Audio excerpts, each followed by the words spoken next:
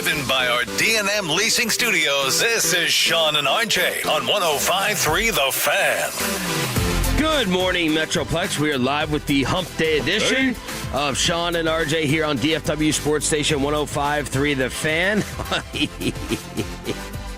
Who messed with the mic? This is Broadus, I think, does this. We got a Bobby breakdown already over there. What happened? He has the mic turned funny, so I was trying to fix it back up, and just trying to turn it, it knocked the whole thing down, which means he adjusted this and then didn't tighten it enough. Yeah, so there we go. That's why they tell everybody not to touch the equipment except for me. Well, we'll see in Indianapolis if we that's right. we end up going. So it felt like something was simmering a little bit last night with Anthony Davis. The AD story, the Tuesday coverage of Anthony Davis was kind of crazy yesterday. Shams first reports that AD is going to have surgery that basically ends his Maverick season. Anthony Davis, who has not been on X or Twitter, or at least posted in a very, very long time, took to social media and said, lies. Y'all go ahead and continue all these internet reports, though, if you want to. Brian Broadus on the G-Bag Nation, justified. He was probably knocking over the microphone while working the phones. He gets on the phone and finds out AD does not want to have the hand surgery. Then Shams comes out and says AD will not require surgery on the injured hand after a second opinion in Los Angeles. So he's out 6 weeks, then he'll be reevaluated. Meanwhile, last night, the Atlanta Hawks decided to sit a bunch of people. The Atlanta Hawks are playing where? In Dallas. Los Angeles, where AD is getting the hand looked at for another opinion. He leaves. Ricochet, Porzingis, and Luke Kennard were all ruled out for last night's game against the Lakers, a game in which LeBron had a nice one and LA won. Oh, my God. They won a game. So Anthony Davis, surgery?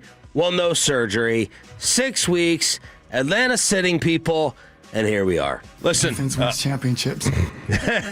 6 weeks is less than 3 months. That means they can still move him, hopefully, if this is what they want to do. And if he heals, he can go be a valuable player for somebody else, just not here. And what Shams said twice yesterday, he did reiterate, even though AD is going to be shut down, his initial report, shut down for the year, Dallas is still entertaining trade talks. Bobby, you did respond to that on the group text. And then after they said he will not need the hand surgery, Shams reiterated they're still going ahead and looking to move him, maybe for a possible playoff run that he can attach himself to. Yeah, you thought what I wrote in the text was I said lies, and you guys thought I was talking about the trade. I was talking about the hand surgery. Oh, you knew. I knew instantly that Shams had that wrong. What's crazy about that, by the way, is everyone thinks that one of Shams' main contacts is Rich Paul. Rich Paul, like in this Max Kellerman podcast, LeBron's agent, Clutch Sports, basically was like, people thought that he gave it to Shams. And that's how Shams ended up getting the Luka deal. And it's like, okay, when it comes to Anthony Davis, a Rich Paul client, how did Shams get the first surgery wrong? Do you feel like, and this is maybe mean, but none of these NBA insiders ever come on here anyway. We can't ever get them to say us. Screw Shams. Do you feel like Shams is more of a water carrier than Woj was? How so? Like, I feel like there's more frequently like, oh, he's going to be ready to play, and he's going to just, he'd be such a big contributor for a playoff. Like, there's more commentary associated with his reporting than I felt like there was with Woj. I haven't really noticed it. So I always feel like he's going to be more susceptible to getting played a little bit. Was Shams the one who got played on the Brandon Miller stuff before the draft that year, where he was like, Charlotte's taking Brandon Miller or whatever? He was saying somebody was taking, Charlotte was going to take somebody, and then he was completely off base, and the whole time Woj was talking down to him, going, nope, no. I've just got to a point where I don't have the 100% guarantee that's correct what he's saying that I felt like with Woj. And so, okay. I think that there is just could have been getting played a little bit. Maybe it was this is what had come down, and he was a little too quick to just, let me spit it out there instead of find out, did AD agree to do this actually or not? Right. So this is good news that he doesn't need the surgery, and that they're still engaging with teams on talks. If you want this whole thing done and over with, and, it decreases his value probably when he's out for 6 weeks, but would you rather do it? Well, it's better than 3 months. Yeah. From a value standpoint. Yeah, would you rather do it now or just wait until the offseason? The surgery? Trade. The trade now. You get it done as quick as possible. The problem is... No, get it done for the best value as possible. Yeah, but, the value is going to be, what, regardless. I'm willing to take 50 cents on the dollar. That's just the reality. That's what's going to happen. I don't know that you're getting 50. Okay, I'm willing to take 25. This is the same thing I have. If I had the number one pick and I didn't want the quarterback, I don't have to get fair value for it. I'll trade out. I'll trade out of that pick just to get out of that pick. Yeah, for them, they probably look at it, though, and go, they got to save face. I get it. They're looking at it through the lens of, what are we... They don't look at it what are we getting for AD? They're looking at, what are we getting for the guy we got for Luka? And they're looking... I know they're looking at it through this lens of, what... they're so terrified, I think, right now to make another move that, basically turns into another Luka trade by proxy, and then them getting killed for it. I think they're paralyzed by fear to make a move on AD because of that. I understand. The problem is that they're never going to get to save face. There's not a deal for Anthony Davis that will make us feel any better about the Luka. Yeah, it's an overcorrection. That doesn't mean you don't get the most that you can. No, you try to get the most that you can, but I'm saying getting. It's I've lost on the stock, but I still don't need, and I don't want to sell the stock at rock bottom. I want to get a tiny bit of money back. I think they probably. This is just my own thought of it. Is that they probably look at it and say, how can we? Is there a path for us to trade Anthony Davis and we get something in return that people are happier with than having Anthony Davis?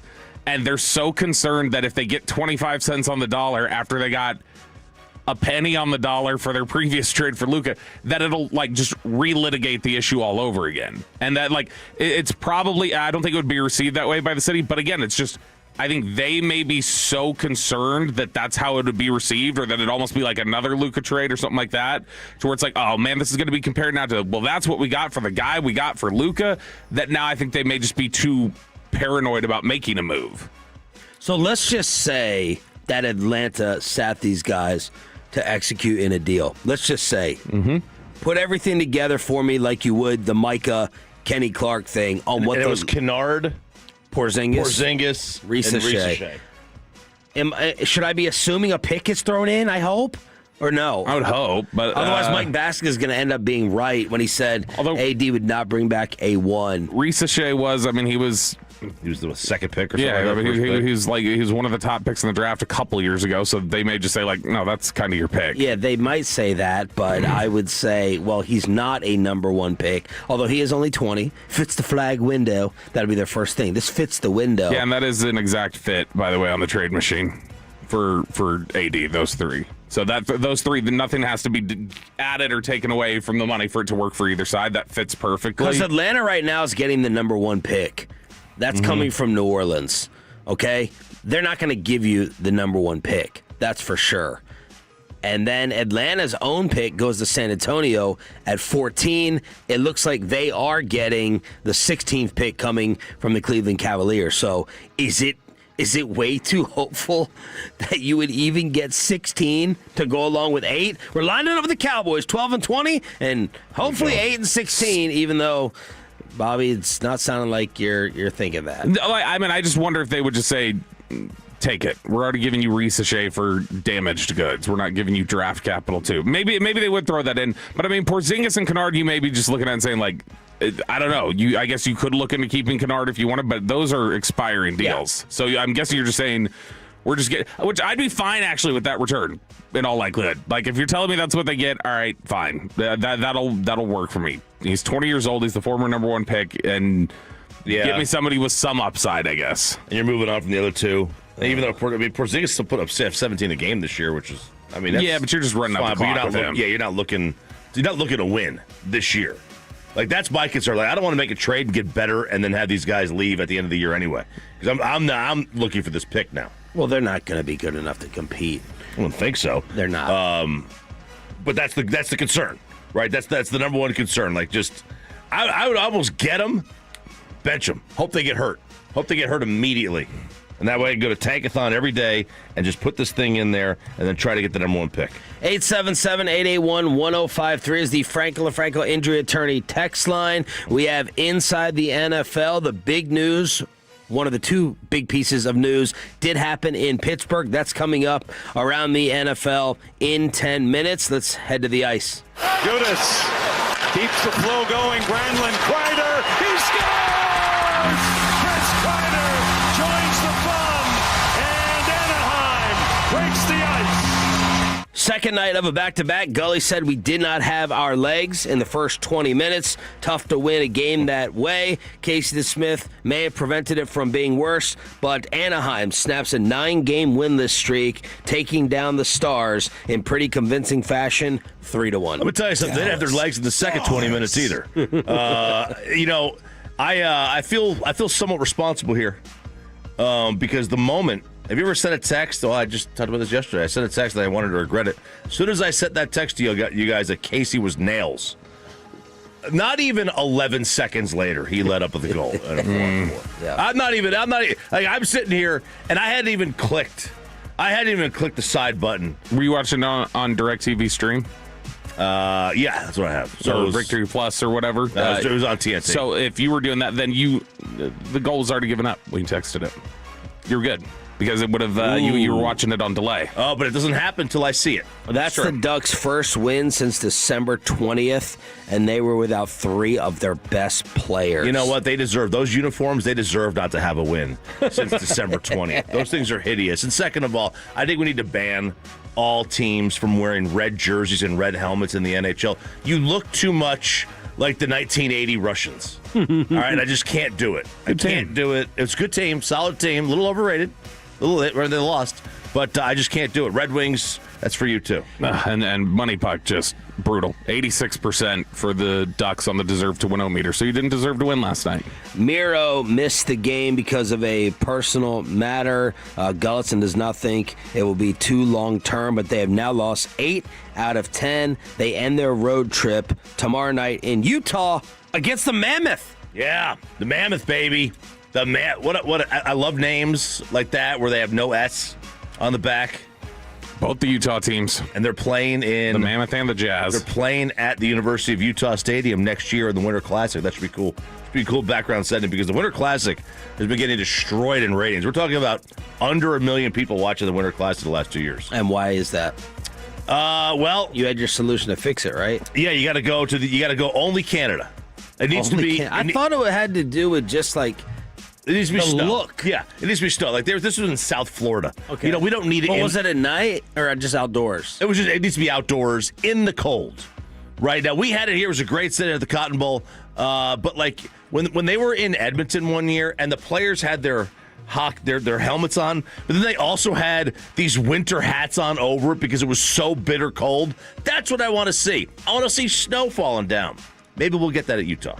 Like the Romeo Dobbs, just put the extra padded helmet there you go. On top. Is Romeo Dobbs the go-to for, what are we calling that helmet again? The Guardian cap. Is he the go-to, or do you think of any other player?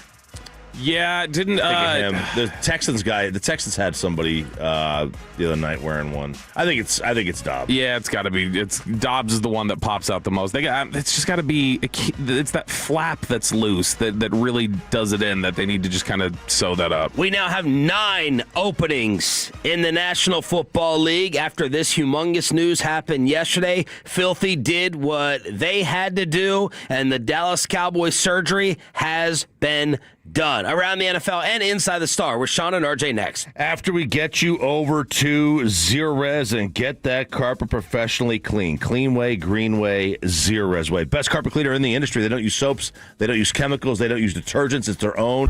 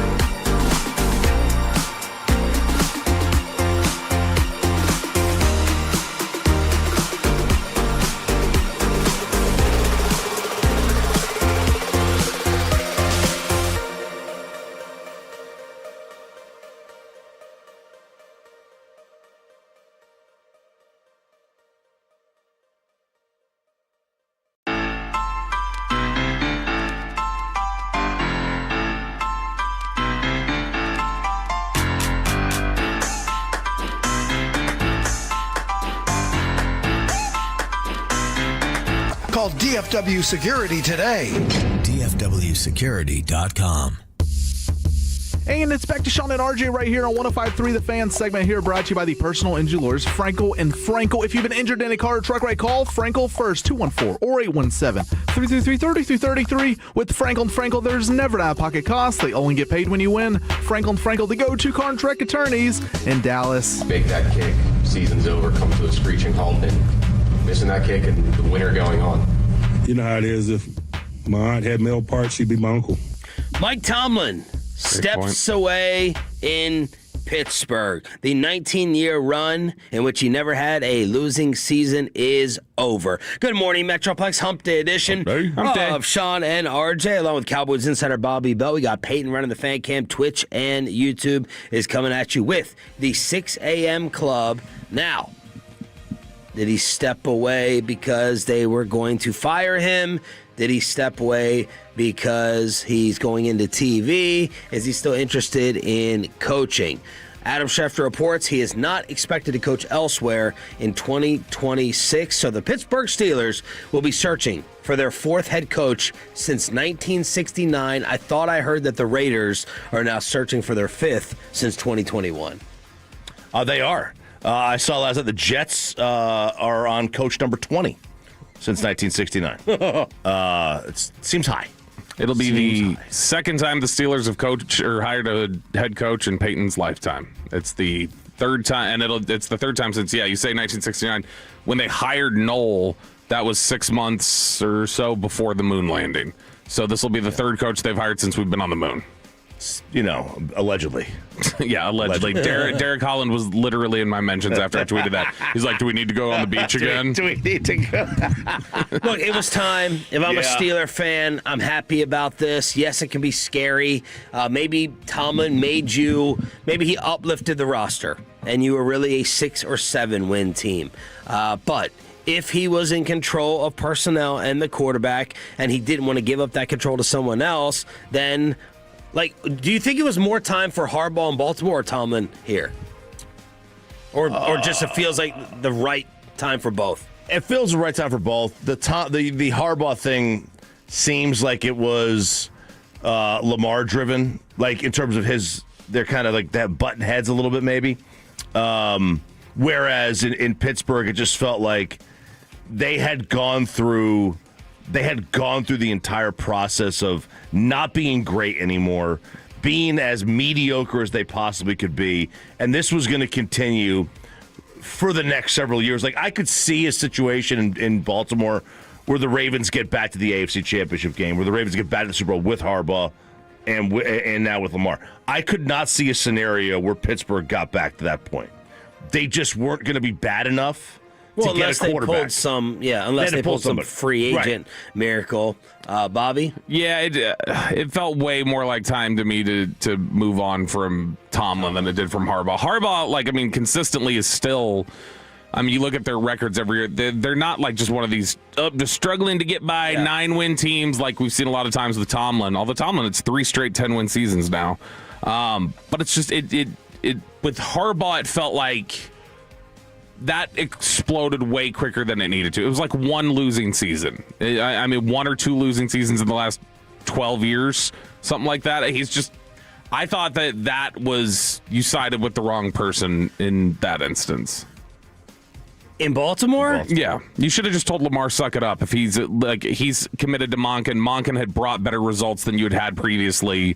This is where we're going. If he's committed to this, we're going to roll it back one more year. Okay. Because I thought when the news happened, you would have said this was a mistake in Baltimore. That's what I'm getting from you now. Yeah, I think it is a mistake. Yeah, that's what I'm saying. Is that I think that when you're talking about, I don't remember you saying it a couple of days ago. I'm just saying I thought it would have stuck in my mind more that you were like, whoa, this is a mistake from the Ravens. Yeah, because to me it's. I don't think it's not a mistake of Luka proportions or anything like that. But to me, it is okay, I don't know that you're going to find a better coach than Harbaugh right away. I'm more just hoping he doesn't end up in New York. Josina Anderson weighs in. The facts of the matter are league sources heard that Tomlin was contemplating leaving Pittsburgh even before the season started. There's been a belief that Tomlin did not feel appreciated, with contingents around the city believing he should be fired. From a source, I would say this has been building gradually for the last 3 years. League sources have told me Tomlin has told people he would prefer to coach in a warm weather environment if it fits. Andrew Marchand, Mike Tomlin could have his TV studio pick, but right now Fox is the favorite. So those are other sources weighing in. Where did he coach before Minnesota? Because he went Minnesota to Pittsburgh. So has he just only been?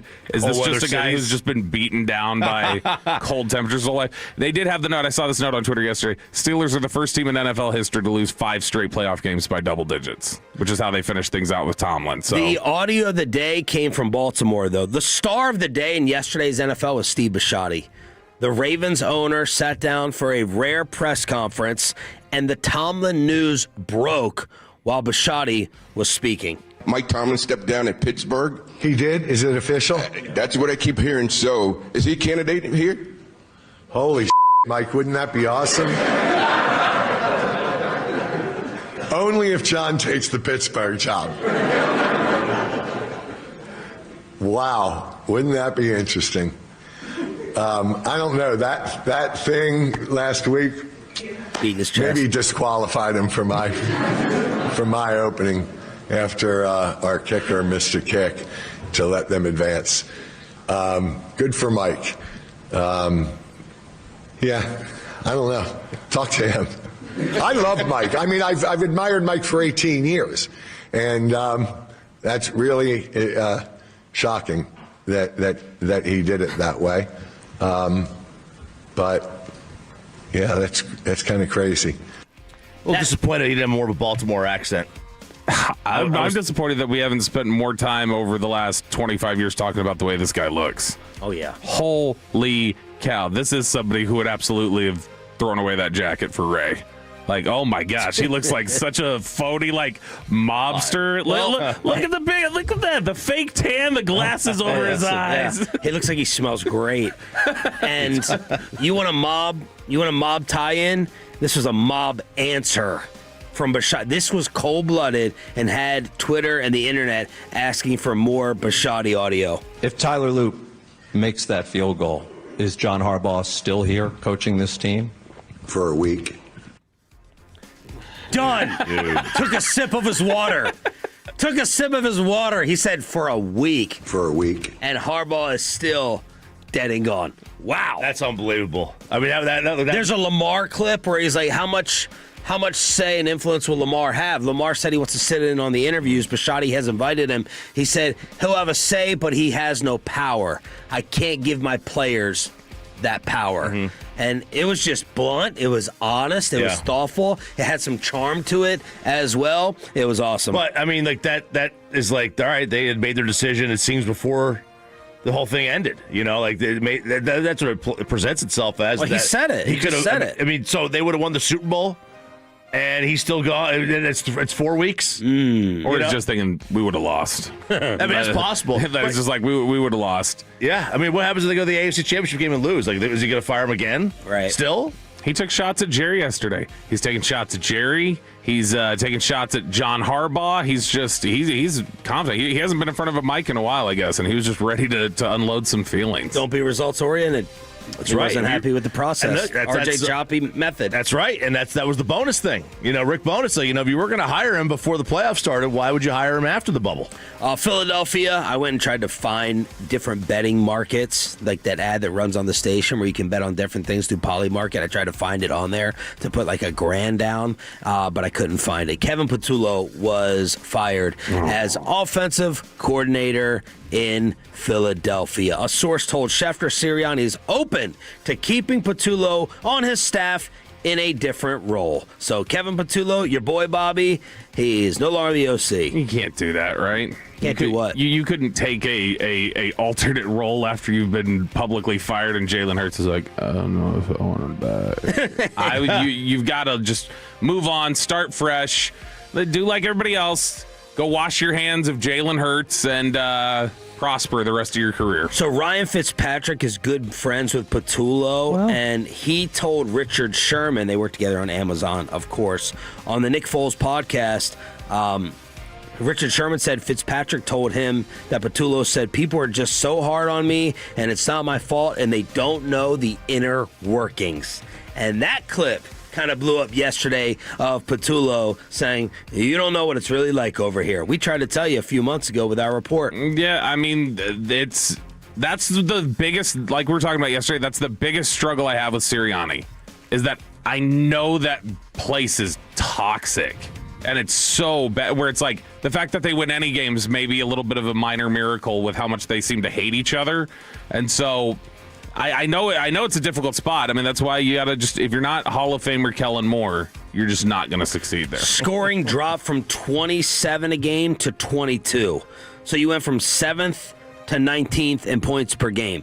Offensive efficiency dropped from 4th best in the league to 19th. Rushing attack plummeted from $180 a game to 116 a game, with the most expensive offense in football. Kenny Pickett last year during the Super Bowl run said Patullo was the unsung hero, talking about his 2-minute offense, the game plans, everything being shaped every week. And in the red zone, they led the league with a 70% touchdown rate, but we knew that this firing was coming. It sounds like Kenny Pickett contributed to that Super Bowl as much as Kevin Patullo did, though, so I don't know if we can take his word for it. Chargers fired offensive coordinator Greg Roman.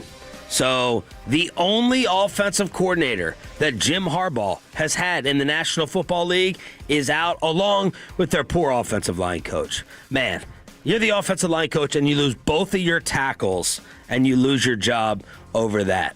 Tough league there. Man, that was so bad, though. That was so bad. That's the stunning thing. That honestly should have gotten Eberflus fired right there, was the fact that you couldn't get to Justin Herbert when the rest of the league has just been like, hey, right this way, sir. They're rolling out red carpets to get to him. I mean, though, like to have their center finish 40 out of 40 in PFF. Mekhi Becton finished 79 out of 81 for guards, and Trey Pipkins finished 84 out of 89 for tackles. Their offensive line, 3rd worst in the league, according to PFF. I mean, that's 3rd string. The 89th is like basically 3rd stringer. It's also, I mean, the fact that you, Jim Harbaugh, thought it was a good idea to hire the same OC that you had 15 years ago.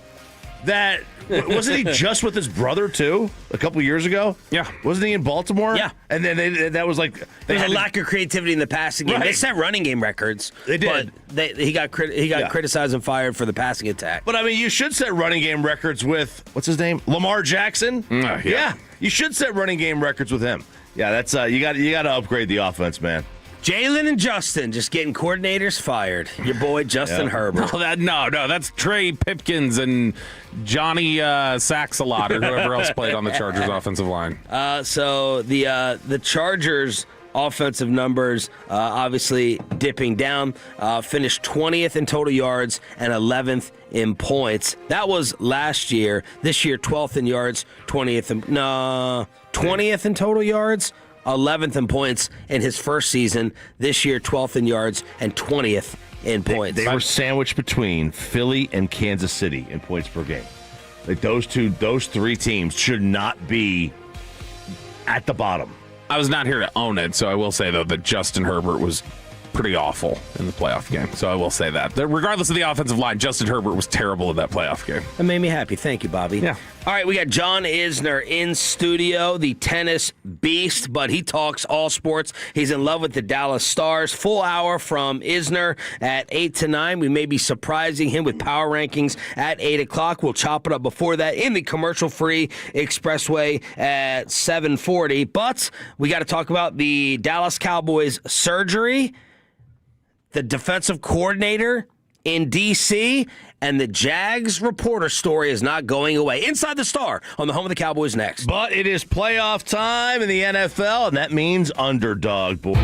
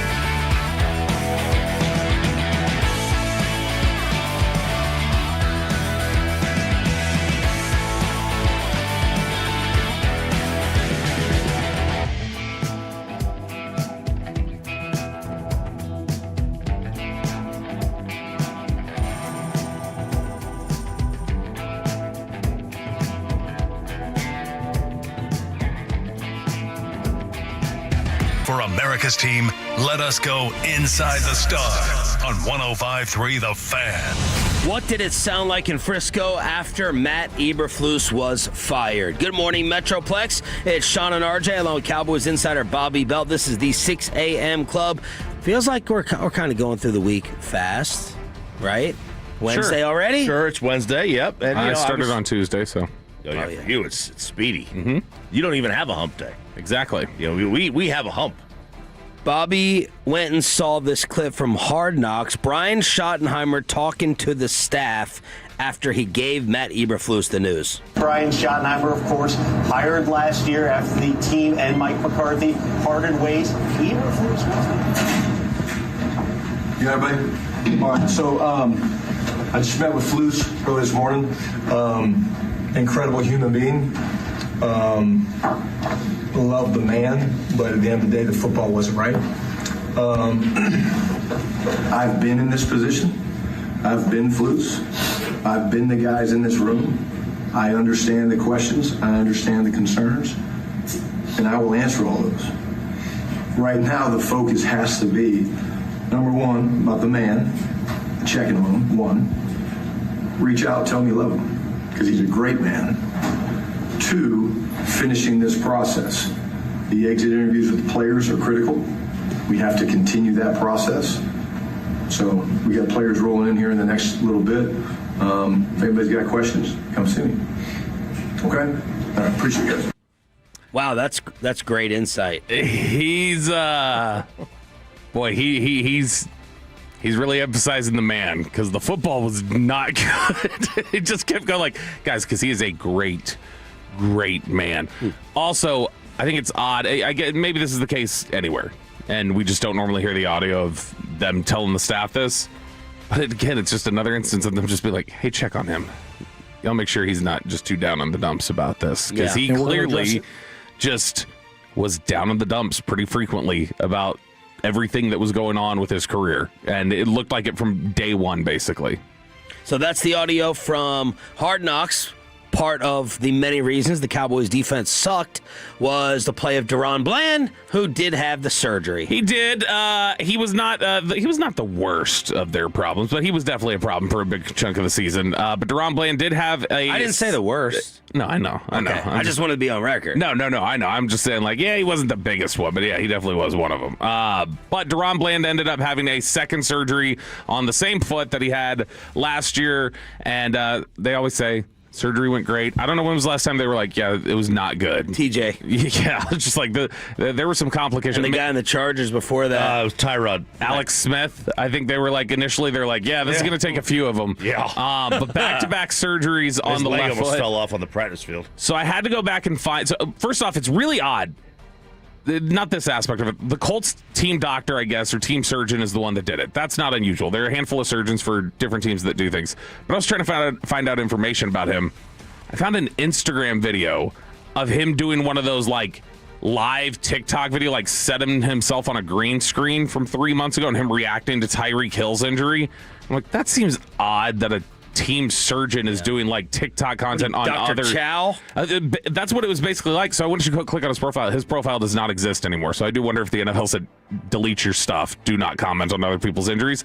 But I went back and I was trying to see, all right, who else has had. He did that as the team doctor? 3 months ago. He did it in like October over Tyreek Hill's injury. It was like reacting to what he thought it was. And I was like, I don't think you should be doing that. Yeah. But I went and looked back. I was trying to see who else has had multiple foot surgeries on the same foot in recent history, and was it a problem? So I went and found Greg Olsen. He had 3 injuries, 2 surgeries on the same foot beginning in 2017. The last year he made a Pro Bowl was 2016. So he obviously was on the back end of his career, but probably no coincidence when the foot problems hit, he was done being an elite player. But a really good second career. Devontae Parker, yeah, absolutely. It didn't hamper him at all in the booth. Devontae Parker, before the NFL draft in 2015. Got demoted. It's true, he did. It's true. 2015, he was the 14th overall selection by the Dolphins at receiver. Heading into his NFL career, he had 2 surgeries on the same foot. He never really lived up to expectations. He was okay. He had a 1,200-yard season, and he averaged like 45 catches, 600 yards, but that's not what you expect when you pick somebody at 14. And then the other one that I found recently was Frank Ragnow, who, of course, just recently retired as injuries began to pile up. Wow, you're making me feel so great about this. Yeah, this I is didn't amazing. feel. This is not meant to make you feel good. Holy cow! We're not here to make you feel good. We're here to help you prepare. All right, these are just realistic looks at what multiple foot surgeries have done to players before. Choppy, this Jacksonville media story is not going away. It is not going away. You want the McAfee comments first or the Lynn Jones response? No, McAfee last. Okay, McAfee last. All right, so this is Lynn Jones. Now, she is obviously the reporter who asked Liam, not asked Liam Cohen, said to Liam Cohen in the break, in the press conference, you keep your head up. You're doing great. Great things are ahead. And then let's get Bobby's initial comment on that. You were out Monday. I thought it was incredibly silly. Like sitting up there just like, you keep your, that's not what it's for. It's not up there to say. And I thought a lot of people were like, look, you can tell that meant something to Liam Cohen. I don't think it did. I think Liam Cohen had said thank you a couple times. It was like, very sweet, I get it, but are we going to move on to the next thing? Because she said it like 5 times in a row. And she was a reporter from where? She's from the Jacksonville Free Press. The Jacksonville Free Press is one of... But she's not like a sports reporter from there. No, she runs it. She's the associate editor. Oh. She does a lot of... like Fisher. I went back and looked at some of her stuff, and, she does arts and cultural and fashion and, everything, right? Yeah. So this is not a beat reporter for the team. Mm-hmm. And the playoffs do bring out, and the Super Bowl brings out, and the World Cup when it's here, it's going to bring out reporters who don't normally cover sports. Media Day, it's very, very different. So that's where I came from, and I was like, all right, it's fine. If this is Todd Archer, if this is John Machota, yeah, that's a big problem. But you're not there on the day to day. So she was on News 4 Jacksonville, and on this they showed on this piece on News 4 they showed a tweet of some of the people that are criticizing her, and one of them was from the AP writer. So they showed this, just say this is not the entire place, and she had a response for it on News 4 Jacksonville. Kind of went in on this. Yes. And he said nothing awesome about this, called you fake media, said that you shouldn't even have been up there asking those kind of questions. So when you heard that, how did that make you feel? I don't take no offense to it. Listen, I've been in this business more than 25 years. I've interviewed from Barack Obama to Terry Bradshaw to, what's my guy named Tiger Woods. So he can say whatever he wants about fake news. I am a member of the Black Press, NNPA, the National Newspaper Association, that's been around more than 100 years.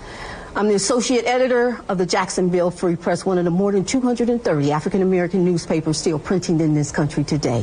In Jacksonville, you had the Florida Star since 1955. We've been around since 1986. In Philadelphia, the Philly Tribune has been printing since 1884. In my hometown of Detroit, the Michigan Chronicle has been printing since 1935. So support the Black Press. So you can call me fake all you want to, honey. I've been doing this a long time. Keep your head up, Lynn Jones. You hold your head high. Look, I'm surprised. That's what I was going to ask you is who's making this a big deal and continuing to talk about it, because this is a journalism class. No fan cares about this. But they do. No. Like fans? If we did the same thing with Shoddy. If we did the same, Shoddy, you keep your head up in the final review. They are roasting us. If we did it, because we have a weekly show with him. Yeah. But if Lynn Jones came into Shoddy's presser and did that, no one would care. It would be odd. People would be like, "That was a weird." Yeah, moment. but then we would move past it. Like, look, what she did in the. What I'm trying to say is I think we're talking about something that is a class at UNT. Like, fans don't care about this. It's old crotchety journalists. Right. It was a nice moment. It was inappropriate for the credential that she had on. Both things can be true. It was a nice, warm, lovely, sweet moment. It's also not something that she should have done in that room. I don't think fans care about this. And we learned this over the last 15 years when people are like, we don't care about your journalism ethics 101 battle. Yeah, if we did it, we'd be called ass kissers and suck-ups, but I'm surprised it's still alive. They also, what is journalism? And by the way, journalists should be some of the last people to lecture on protocol and ethics and many. I went to ESPN yesterday, and the headline was Ravens would entertain Tomlin as head coach. And I think headline writers are some of the most, maybe the most unethical people in all of sport, all of journalism, and maybe one of the most clickbait. Yeah, it's clickbait. It's right. And nowhere could you listen to that clip and say, "Oh my God, Steve Bisciotti's entertaining Mike Tomlin." It's just false. It's unethical. So I don't want to hear the lecturing from many. And also, the journalist. The media world is completely different now. Yeah. You have podcasters who many journalists, media members call fanboys. Yeah. They just do. Yeah. Getting access. It's different. Yep. They're fans. Like, the whole thing that journalists aren't supposed to be fans. That may be true. Go look at the Mickey Spagnola fight. I was just thinking that. DallasCowboys.com. Like the whole. I'll get somebody else to ask these questions. Those lines are blurred now. Yeah. And now you have fans who are podcasting and getting credentialed access. Didn't McAfee say no one on his show has a journalism degree? I think he said that. I think they wear that as a badge of honor. Those lines are blurred in terms of like the way fans consume. They're not really blurred in those spaces, though. Like we're talking about teams and what they allow and who they credential. Those lines are really not blurred. That's like still a defining line to them of like that's not what you do here. So whether fans can think it's silly or not, I don't care. I mean, like if they want to pay attention to it or not or care what it is, that's fine. I'm not making a big fuss over it. But I am just saying, like, if you want to talk about literally the rules and the way the team approaches it, that is not something the Jaguars would have allowed if they knew she was going to do it. They would have told her no. Agreed. And so, like, I mean, it still broke rules. But yeah, that's just where I came down on it. 877-881-1053. Did you see this like blowing up all over social media like for days and days? Yeah, because I mean, I went and looked. I was looking for stuff, and when you look for it, obviously it's even more pronounced. But yeah, I mean, just about every Barrett Sports Media. I mean, he had a big article on it. Like everybody that was journalist. Again, that's kind of a It's kind of a journalistic. It's inside. Thing. The fans didn't. I don't think care. Most of the time, the fans were saying, "Hey, what's wrong with positivity?" Right. All right, there it is. 877-881-1053. Thanks for being the total. That stands for Turn It On, Leave It On. Bobby unloads an Inside the Stars segment on what the Cowboys should do in order this offseason on your Home for America's team. That is at 7:20. But is RJ's favorite sport back? Big news. Next on The Fan. But let's get you back to Unrivaled. It gets back to the action on the court on Friday. You can check it out on TNT.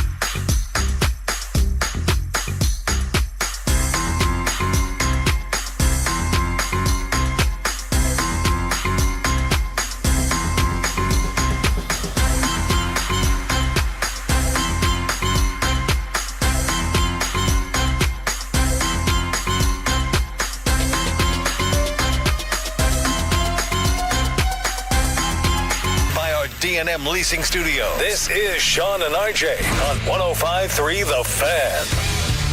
Good morning, Metroplex. Thanks for being a Total. That stands for Turn It On, Leave It On. Trying to get you to your weekend as quickly as possible with the Hump Day edition. Hump Day. We go back inside the Star at 7:20. We'll chop it up at 7:40.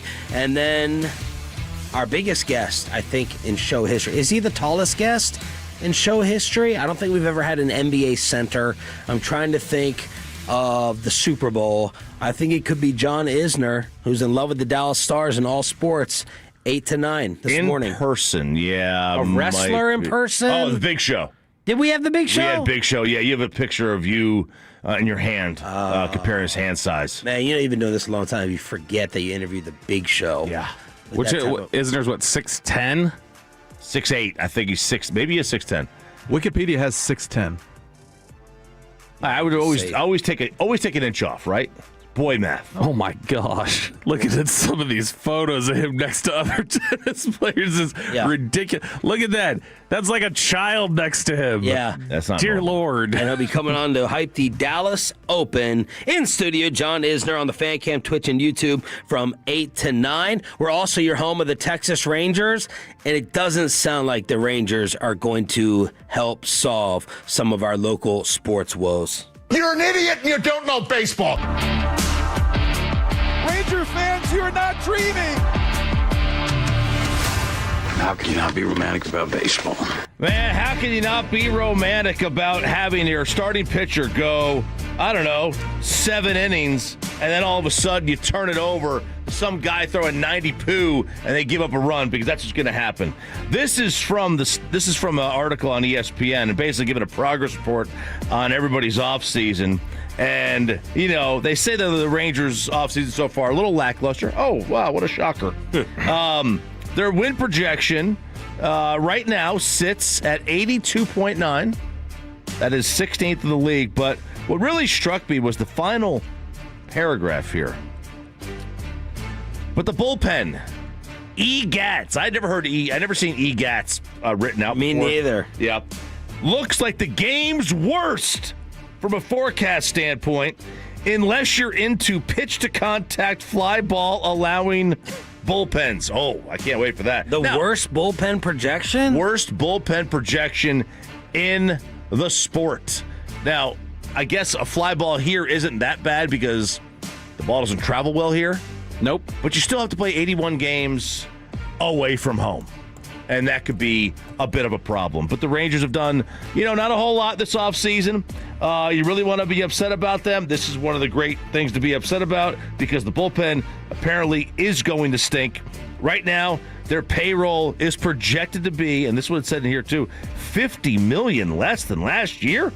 I mean, that's not good. Had to do it. You just had to go out and get Merrill Kelly and then bump up against it and cut in other places after. Thanks a lot, To Merrill. wind up missing the... Thanks a lot, Chris. Yeah, to wind Thanks up... a lot, Ray. Right. To wind up... Thanks a lot, Sandler. Yeah, Sandler, that's where we should finish it. Sandler right there. To wind up missing the luxury tax threshold. Put Sandler next to John Isner. Oh, gosh. Take two of them. Have him carry Put him. Rima on Sandler. On Sandler. Standard next to Isner. They missed the luxury tax threshold by a few hundred thousand. That is that's bad accounting. That's bad accounting. Right there. You can't. I wonder do the that. history of salary cap violations. Right. What the smallest amounts have been. This is going to wind up being one of the smaller ones because this is going to be crippling because this is going to be like a 3-year thing, and then next year it's going to hinder them again because now it's like. Because I was told before the news came out, this is an accounting brag here. I was told they think they're going to miss it, but they're still waiting for final numbers to come in, and I was like, how?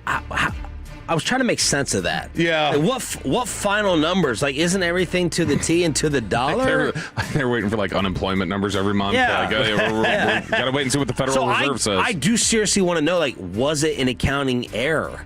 Was it a miscalculation? I wonder if incentives play into that. Yeah. If you get a guy pitch 100 innings and he reaches that number. Yeah. And, and then you get that incentive and then that incentive on top of that and bonuses, all that stuff. So I don't know how that all works, but they've got their own formula for it. And the Rangers missed it by a few $100,000, and that's a bummer. It really, really is. It is Diamond Cavs here on the Fan. By the way, on that front, the contracts thing, Randall Cobb got cut in Green Bay because they mismanaged something by a few $100,000. So when he ended up here in Dallas, it's because he got cut there because they miscalculated something. They had to cut somebody. Oh, I am very happy. Best male eyes I've ever seen in person. Beautiful, just gorgeous. Beautiful eyes, Randall Cobb. I want them to sign people, but I'm very happy they did not stick their toe into the Alex Bregman waters. Alex Bregman got 5 years and $175 million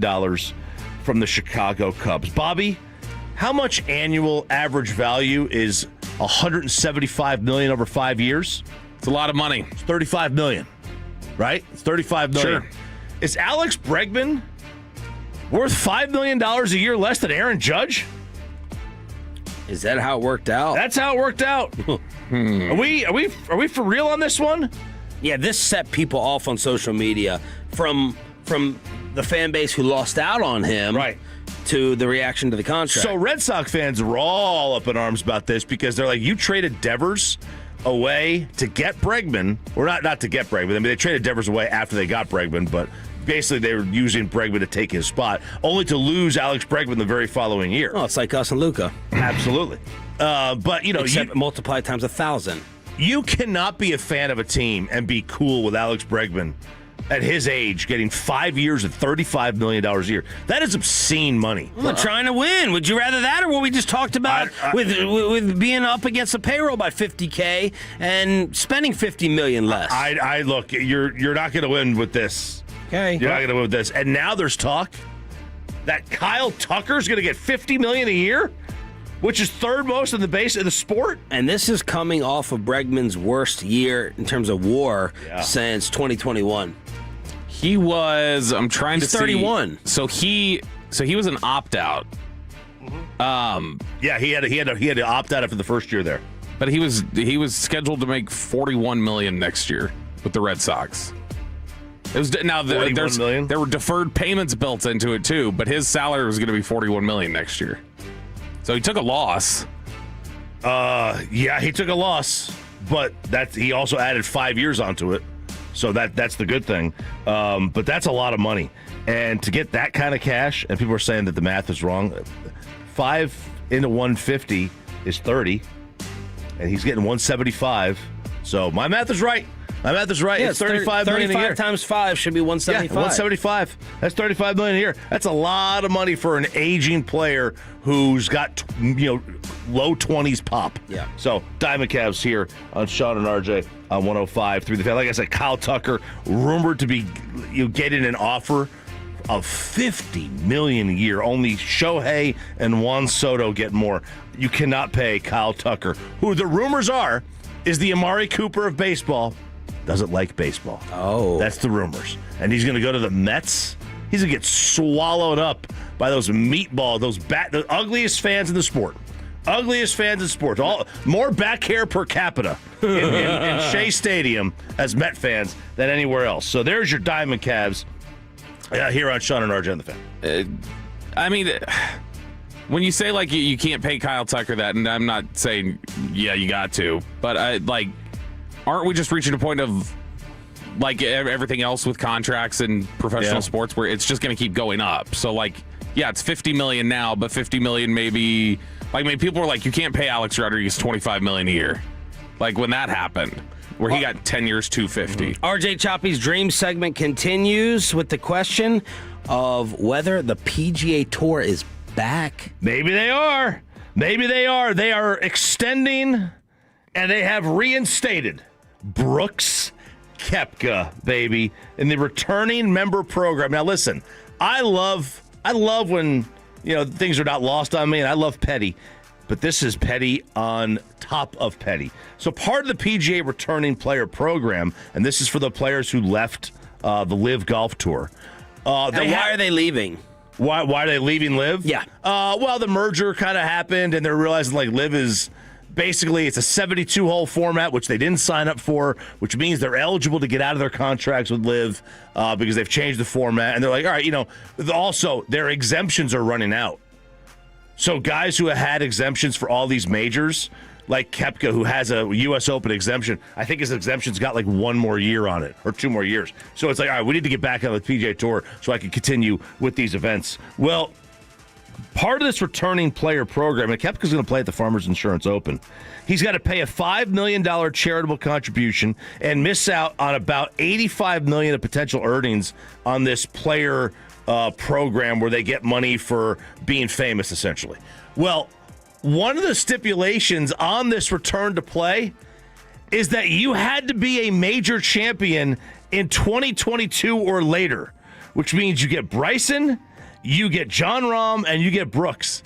And they did it in 2022, a very arbitrary year. It means absolutely nothing. But if they did it in 2021, it means they would have had to allow Phil Mickelson back in. And they wanted to stick it to Phil. This is so petty on the part of the PGA Tour. So is Liv dying now? Is this about to be absolved? Now, Rahm is still going to play in Liv, he says, and so is DeChambeau. Yeah, but it's basically dissolved. The tournament that was here the last couple of years at Maridoe, that's leaving. It's taking a 2-year couple of break, and they're going to go somewhere else, and they may come back. But Liv is basically dying or dead. I can't think of another. Did the USFL punish people, or did the NFL punish USFL exiles? Like, did anyone, like, they brought back everybody. Warren Moon was allowed to come play in the NFL. Jim Kelly was allowed to come play in the NFL. It's such a weird thing. Like, I get their personal, but they are so punitive. And then, real quick, Vijay Singh is using an exemption. Remember him? He is 62 years old. How could I not? And he is 62 years old, and he has a money list, all-time money list exemption. So you get these exemptions when you drop out of the top 100, top 125. You can use these exemptions that you have to get back in. So he is using an all-time money list exemption to get back in and be a full member on the tour this year. He can play in every event. And people are so mad that the PGA Tour has this in there because he is bumping somebody off the tour for the year. So whoever the 101st player is, those guys will finish top 10, top 5s, win a tournament here and now. But whoever that player is getting bumped for the entire year so VJ can go out there at 62 years old. This doesn't happen in any other sport. Imagine Aaron Rodgers next year saying, no, I'm going to use my 43-year-old exemption and play NFL quarterbacking, and you've got to cut your player for Rivers me. did that. Rivers basically did. That's right. So... All right, there it is, the RJ Choppy Dream segment with Diamond Cavs and the PGA returning here on 105.3 The Fan, your home of the Rangers, with the Rangers hot stove at Hurtado, Dallas, Monday with Jared Sandler and Josh Young. You are invited. More info on that coming up right before 9 o'clock here on DFW Sports Station. Also, your home of the Cowboys. Very excited for this next segment. I made Bobby save it for today in the Expressway. The blueprint of who and when the Dallas Cowboys should add through free agency and the draft this offseason. You're going to want to hear this commercial-free in the Expressway. Then we'll chop it up after this on Sean and RJ. Let me go ahead and get you set up with Wild Fork Foods. If you're wild about grilling, you got to be wild about Wild Fork. How does it work? You stop in to any of their 9 DFW locations or head on over to the website. You pick your products. You choose exactly what you want in any of the deliveries and order as often as you want. You choose pickup or delivery, depending on your area. Schedule the store pickup or have them bring it to your doorstep. It's free if you have the membership. Defrost in minutes. No need to plan ahead for dinner. Yes, their motto is frozen equals fresher. Well, it's going to be defrosted in a matter of minutes. They'll show you the secret to same-day defrosting. So head on over and let me know what your next grilling project is.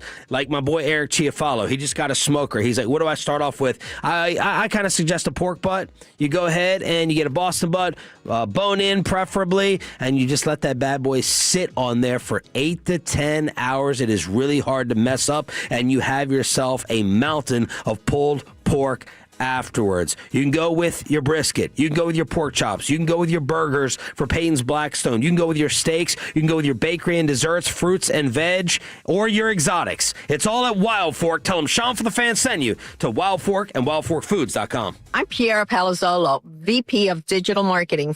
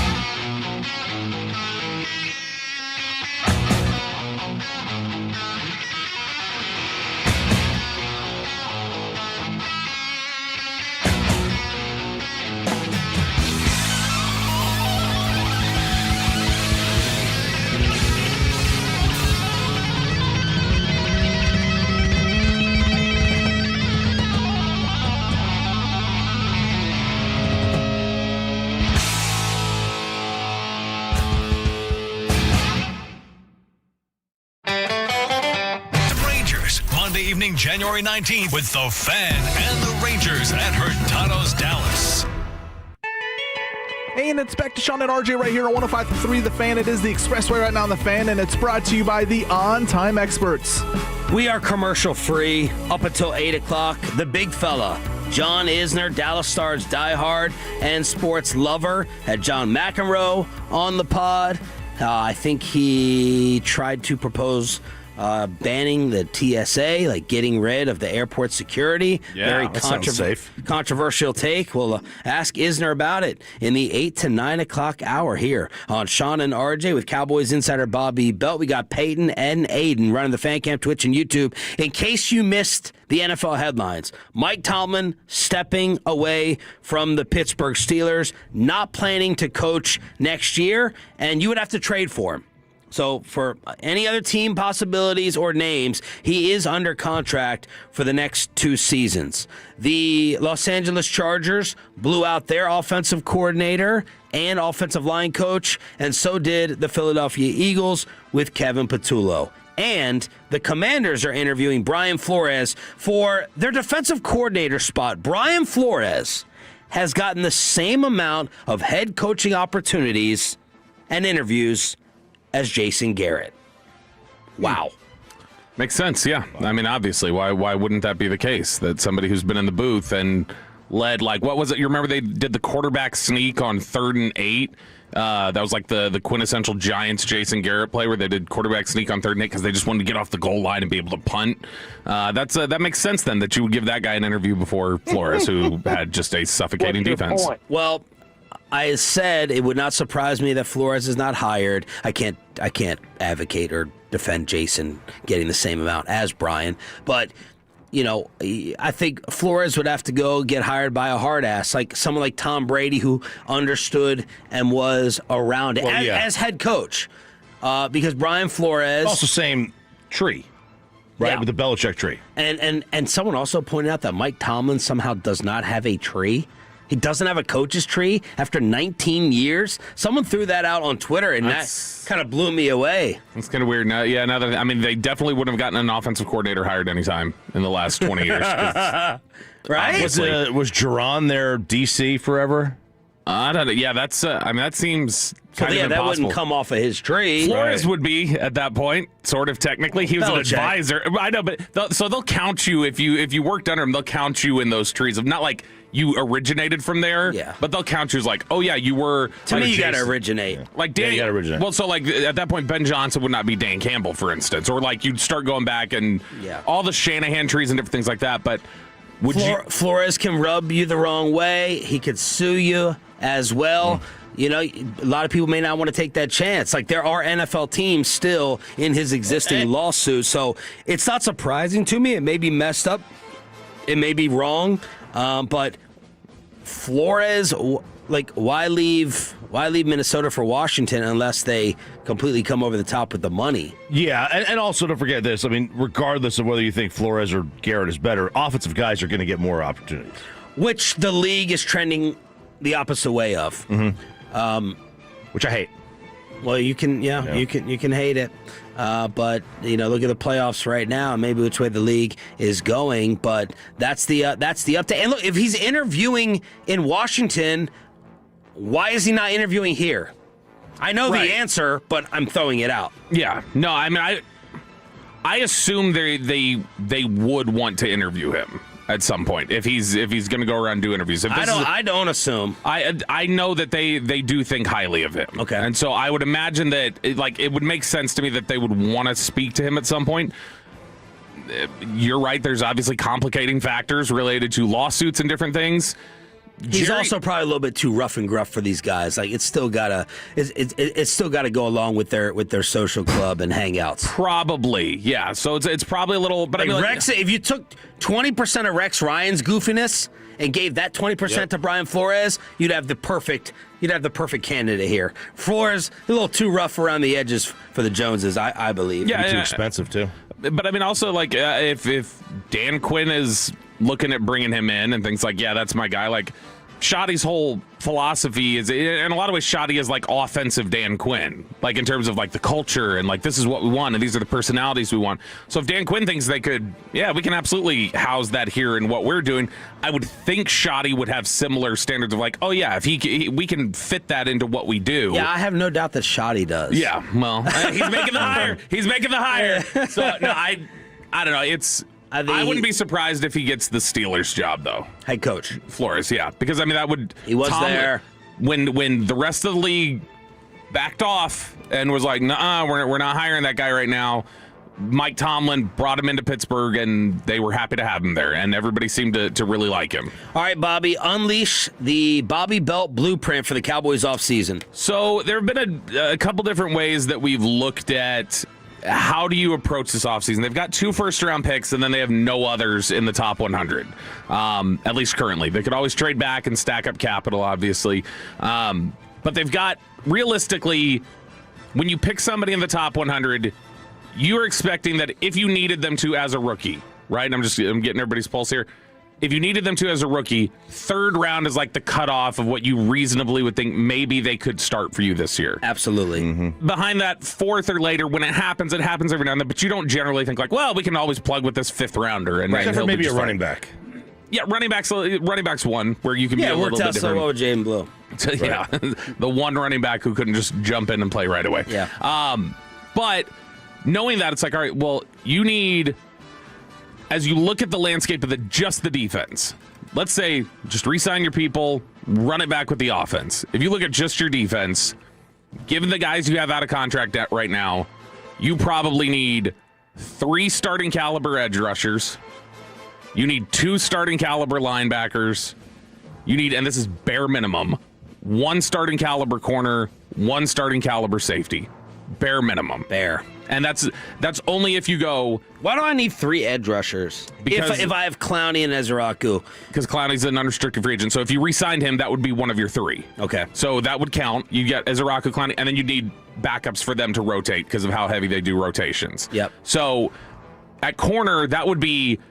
You've got a coordinator here who goes, I can make Bland off an injury and Revel in year 2 work, and then give me Stewart, who's already on here as a rotation guy, and then I just need another one to be as like a starting caliber. So that's like I need 3 corners. That four. You need a complete reset. I need everybody out. A complete reset. Everybody, you're done with Daron? I mean, he just told me that nobody had that foot surgery has ever played again. It's not the specific. It's not the same specific surgery. It's not the same specific surgery. It's a surgery on the foot. And those were just 3 examples that I found. There could be success stories. Who knows? I hadn't seen any. Is he the only player out there in NFL history out there on a scooter? But no, Scattaboo. That's right. Oh God, Scootaboo. But when you look at it, this is bare minimum. This is the most optimistic case of a defensive coordinator walking in here and going, yeah, I can make this guy work better than Eberflus did. I can make this guy work. You still need 7. You need 7 starting caliber players on defense, minimum. So if that's the case, you have 2 first-round picks. That's all the draft capital you have right now to throw at that, which means you need 5 starting caliber players acquired through free agency or trade this offseason. So when you start looking at that and going, okay, how do I start team building and addressing where am I most likely to get a starting caliber player in the draft? Where am I most likely to get one in free agency? And so that's what I was trying to look over, because my inclination was, yeah, given our experience, we've seen a couple different linebackers who have been great right out of the gate in the last 10 years or so, here in Dallas and otherwise, like in other places. Like you go, okay, you see right out of the gate, Tampa had success with, who was it? They had Devin, whoever they had there. And Devin White? Devin White, where they had Devin White in there, because I kept wanting to say Devin Lloyd and Devin Bush, who are 2 other linebackers who are Devins. Leighton Vander Esch jumped right in, played big. I always remember just jumping back when I was a kid. Lofa Tutupu right out of the gate was like, oh, yeah, that's the second rounder who came in, and he was rookie of the year, and he's just incredible. So I started trying to look and see, is that true? Like, is my assumption that linebackers jump in and play right away true? Is that the most pro-ready position? And what I found was... And I think the other thing that we need to decide on, which I think we know the answer to for the exercise, is the window. Like, are we all... So we're all agreeing on the amount of needs. Now we need to agree on the timeline. And we're saying the timeline is tomorrow?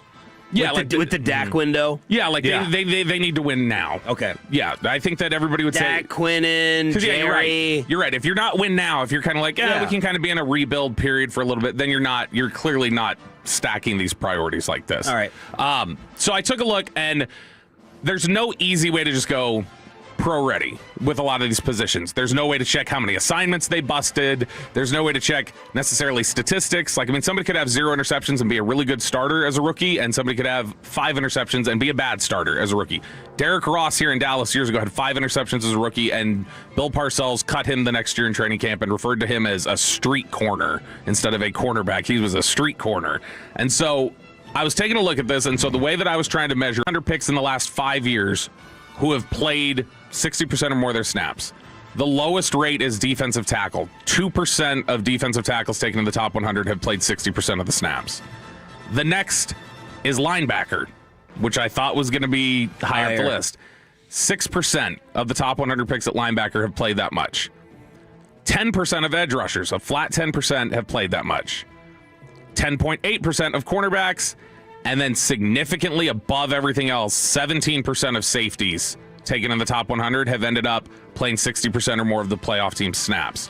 Now, if you then broaden it out and say, let's take every team, even bad teams, and let's just see who are the teams that threw them out there, that rate is 45%.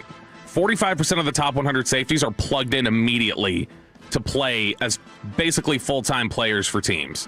And then the next closest is cornerback at 34%. So we're talking about a big drop, and then an even bigger drop to linebacker at 18%. So bad teams generally will start linebackers earlier than playoff teams will. So then you look at it and go, okay, well, things evolve over the season. Guys get better, and they progress. How much, once you get into the postseason, are rookies playing like half the snaps of the playoff snaps for a team? That, you start seeing it flip a little bit. Edge rusher drops. It's the lowest at that point. It's 8% of the rookies are in there. It's 11% of defensive tackles, 12% of linebackers, 18% of corners, 1/3, it's 31%. A third of the safeties in the last 5 years taken in the top 100 have ended up playing the majority of snaps for a playoff team. Okay, so all these numbers are just playoff teams. The broader one of 45%, that was the whole league. Okay. But the first number in this one here, that means a third of the safeties taken in the top 100, which I think there's been 30 of them. So basically 10 safeties taken in the top 100 in the last 5 years have ended up playing a majority of a team's playoff snaps. So safety, it would look like, is the one, which is kind of odd to me because of, I think, how you kind of got to see the game a little bit. Caleb Downs, man. Let's go. That's kind of the direction that you start wondering. Caleb Downs from Ohio State, who is considered the safety in this draft. And every year there's always the safety, it feels like. Oh, there's Kyle Hamilton or Marlon Humphrey or Minka Fitzpatrick or whoever it is. But the one little piece of data that probably should be noted here to see if it skews at all, safety is such a devalued position. It is, out of all those defensive positions we just named, it is the position taken the least frequently in the top 100 in the last 5 years. Yeah. So if you get taken in the top 100, you're probably pretty good. Like the fact that a team went, well, we got to take him here, because they look at it and say, you are pro ready. So that might skew the data a little, say, yeah, anybody who goes in the top 100 would have to catch their eye. So then you go, but the biggest thing everybody wants around here is what? Pass rush. They're like, we've got to have pass rush. But nobody ever wants to play in free agency, because they say, oh, this always goes sideways. You end up paying guys. Yeah. Not They're available worth it. for a reason. Super bust. So I went and just looked again at the last 5 years. And I went and found all the edge rushers that have signed unrestricted free agent deals and moved to other teams. So no re-signings, nobody like going back to their own team, not counting extensions. But I went and found everybody who got at least $10 million annually at defensive end. And there have been 24 of them in the last 5 years. I was guessing when I was going to look at it that I was going to find 5 that I thought were worth it, where it's like, okay, sure, that ended up being worth it. It was 14. Whoa! At least, and again, this is a subjective measure, but I'll run through some of the examples really quick that are a little more borderline. Some of these are easy slam dunk, like you look at Danielle Hunter and you went, yeah, you pay that all day because Danielle Hunter's awesome. Some of these are easy fails. Bud Dupree in Tennessee was awful. He played a handful of games. He never really had sack production. He was cut after 2 years, and you ended up paying him a ton of money, $17 million a year, whatever it is. Then you've got some others that are a little more borderline. So J.J. Watt. J.J. Watt signed for $14 million annually. He had a season-ending shoulder injury his first year that continued his injuries with it. That continued his injury issues. He only played half the season. He had like 3 sacks. But year 2 of the deal, he did collect 12 and a half sacks. He went to the Pro Bowl. Zach Allen, who ended up getting a big deal later in Denver, said he taught me to play football. And he had been a big underperformer, really hit when J.J. Watt got there. So those are the ones where you go, okay, was that a hit? You would feel like if you got 12 and a half sacks out of a guy on a 2-year deal, then you feel like that's a hit. So out of that list, it's 14 for sure hit, 8 fail, 2 toss-ups, which were Dorrance Armstrong and then Leonard Floyd in San Francisco. But this would seem to say to me that when you look at this... This tells me right now, draft secondary, sign an edge. Yes, that's exactly what I'm thinking. And we're just kind of taking a look at the Cowboys offseason and looking at recent history across the NFL of who's pro-ready and who's not and how much success there's been. Specifically on edge, it looks like the sweet spot because when you look at it and go, okay, 14 of them were passes, but how many of those were 26-year-olds who were just fine? Are all the fails the 31-year-old veterans that you signed? No, it's actually consistent across all age brackets, that hit rate, which is about 60%. It's going to be a hit if you sign him. The sweet spot, it looks like, is find a established pass rusher who's in his early 30s.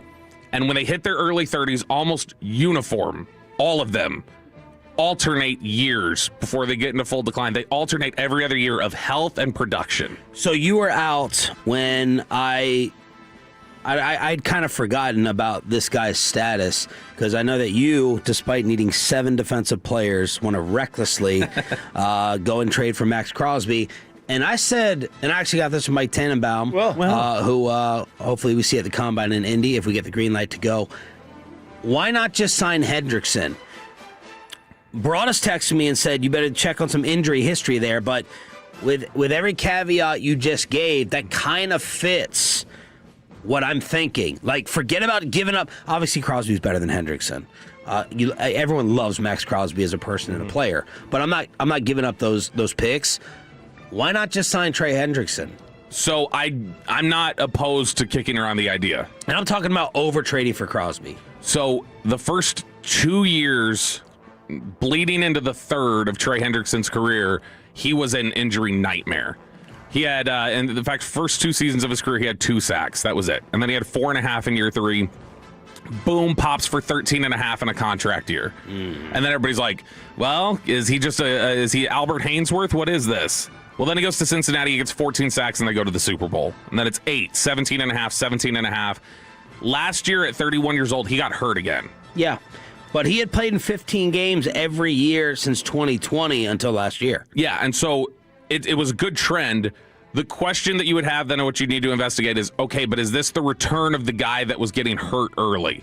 Like the guy who had injury problems early, is he coming back? Is he having injury issues now? 8 years later? That seems like a kind of an unfair tie-in in question. So when it was the first 3 years of his career, he had injury problems. So then you had 20, 21, 22, 23, 24, which is a great stretch. That's 4 years there, 5 years where he went really well. Naturally, into their 30s, edge rushers tend to break down. Yeah. One of the flops here on this list is Von Miller. Like in terms of an edge rusher who was signed and didn't hit, it was for Buffalo. He got hurt. He reached a period where it's like, all right, this is the time where your body starts to decline. So you just have to wonder, is this the time where Hendrickson's starting to break down? Yeah. But like I said, what you see generally with injury history is DeMarcus Lawrence. It was every other year DeMarcus Lawrence was hurt. Matt Judon, every other year. Trey Hendrickson, is he entering this period of every other year? If that's the case, then your value might be, let me find the early 30s pass rusher who we already know has put together a good career.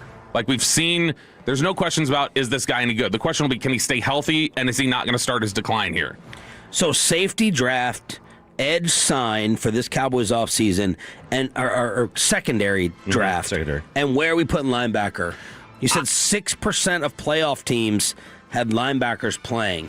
Yes. Was that a sign a linebacker? Now, it was 6% of linebackers playing the majority of the season. Okay. When you get into the postseason, it doubled, and it was 12%. So I think linebacker, that makes me think linebacker is one of those positions that you got to come along as the year goes, and you got to get more comfortable with the play calls and doing different things. And once you get to that comfort level, then teams are more comfortable putting you out there more consistently. So to me, I would look at it and say linebacker and safety, I feel like I can get somebody who's pro ready now. And if I can do that, I would then sign corner and edge. League-wide, since 2010, a linebacker drafted in the first or second round starts an average of 8.5 games. First or second round linebackers, the average is 8.5 starts over the rookie contract. That's since 2010. So, yeah, first and second round, you would think the first round linebacker would throw in and start, but this is, again, across the entire league. A couple names to look at edge if you are going to try and say, all right, where's the value? And let me find somebody who's in that range. There's three of them. Let's save the names for it to go along with the criteria. So we laid out the criteria on success rate and years, and then we will add names to it along with Trey Hendrickson for that 30-year-old pass rusher. So nice study, Roberto. RJ Choppy, I could see him not being able to, well, he is standing up every show, but that's an RJ Choppy type research project. John Isner in studio from 8 to 9 to talk Stars, all things sports, and the Dallas Open here on Sean and RJ. If you missed him last year, he was a treat. So Isner in studio starting at 8. Let's chop it up. Oh. Pew, pew, pew. Oh, no. RJ Choppy. Here we go. Chop it up. Chop, chop, chop it up. Chop it up. Chop, chop, chop it up.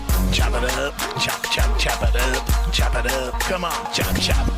Choppy. Don't ever say that I am not the greatest accountability partner in the world. Oh, my God. You? Ooh. Me. Accountability partner. Yeah. Okay. Because I will commit to a bit. What is an accountability partner? Somebody who is holding, like you've got standards you're trying to meet, and you say, hey, I need you to hold me accountable. So Choppy not being held accountable, him holding others, like making sure you're doing what you're supposed to. You would seem to be the worst one because you're the most agreeable, non-confrontational. Absolutely. I am a yes man. Okay. I have no bones about that. Like your neighbor in the commercial break yesterday had his dog die. It was like, I need help burying it. I assume you agreed. Yeah, of course. Okay. Yeah. Put it right in the freezer. It's okay to say no to somebody. You're the best neighbor, man. Oh, thank you. Man, I would be such a terrible neighbor. Well, I would invite everyone to the parties. You get some food and drink, but I ain't helping you dig a dog ditch. Right. I would go to the party if it's across the street. Right. You know, that's the key. Well, my buddy Wesley is doing a bodybuilding show. He's gonna be prancing around those little thingies with the looks like he's carrying grapes in the wrong place. And he says, "Will you do it with me?"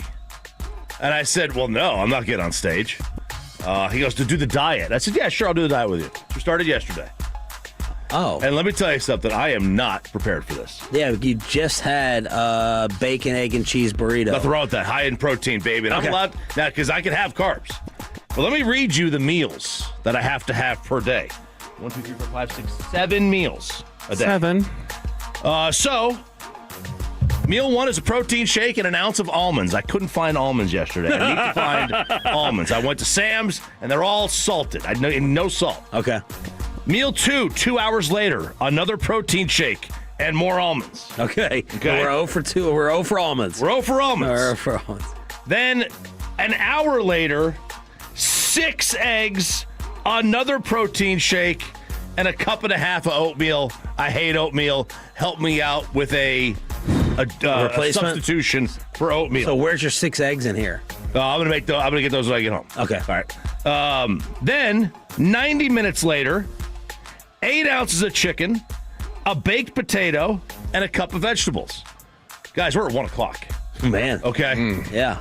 2 hours later, another protein shake. And then it says 2 tablespoons of sugar-free almond butter. I don't know where I'm doing. Am I going to eat the butter? Right. You can't even find the almonds, much less the butter. Then, 2 hours later, another chicken breast, a cup of rice, and a cup of vegetables.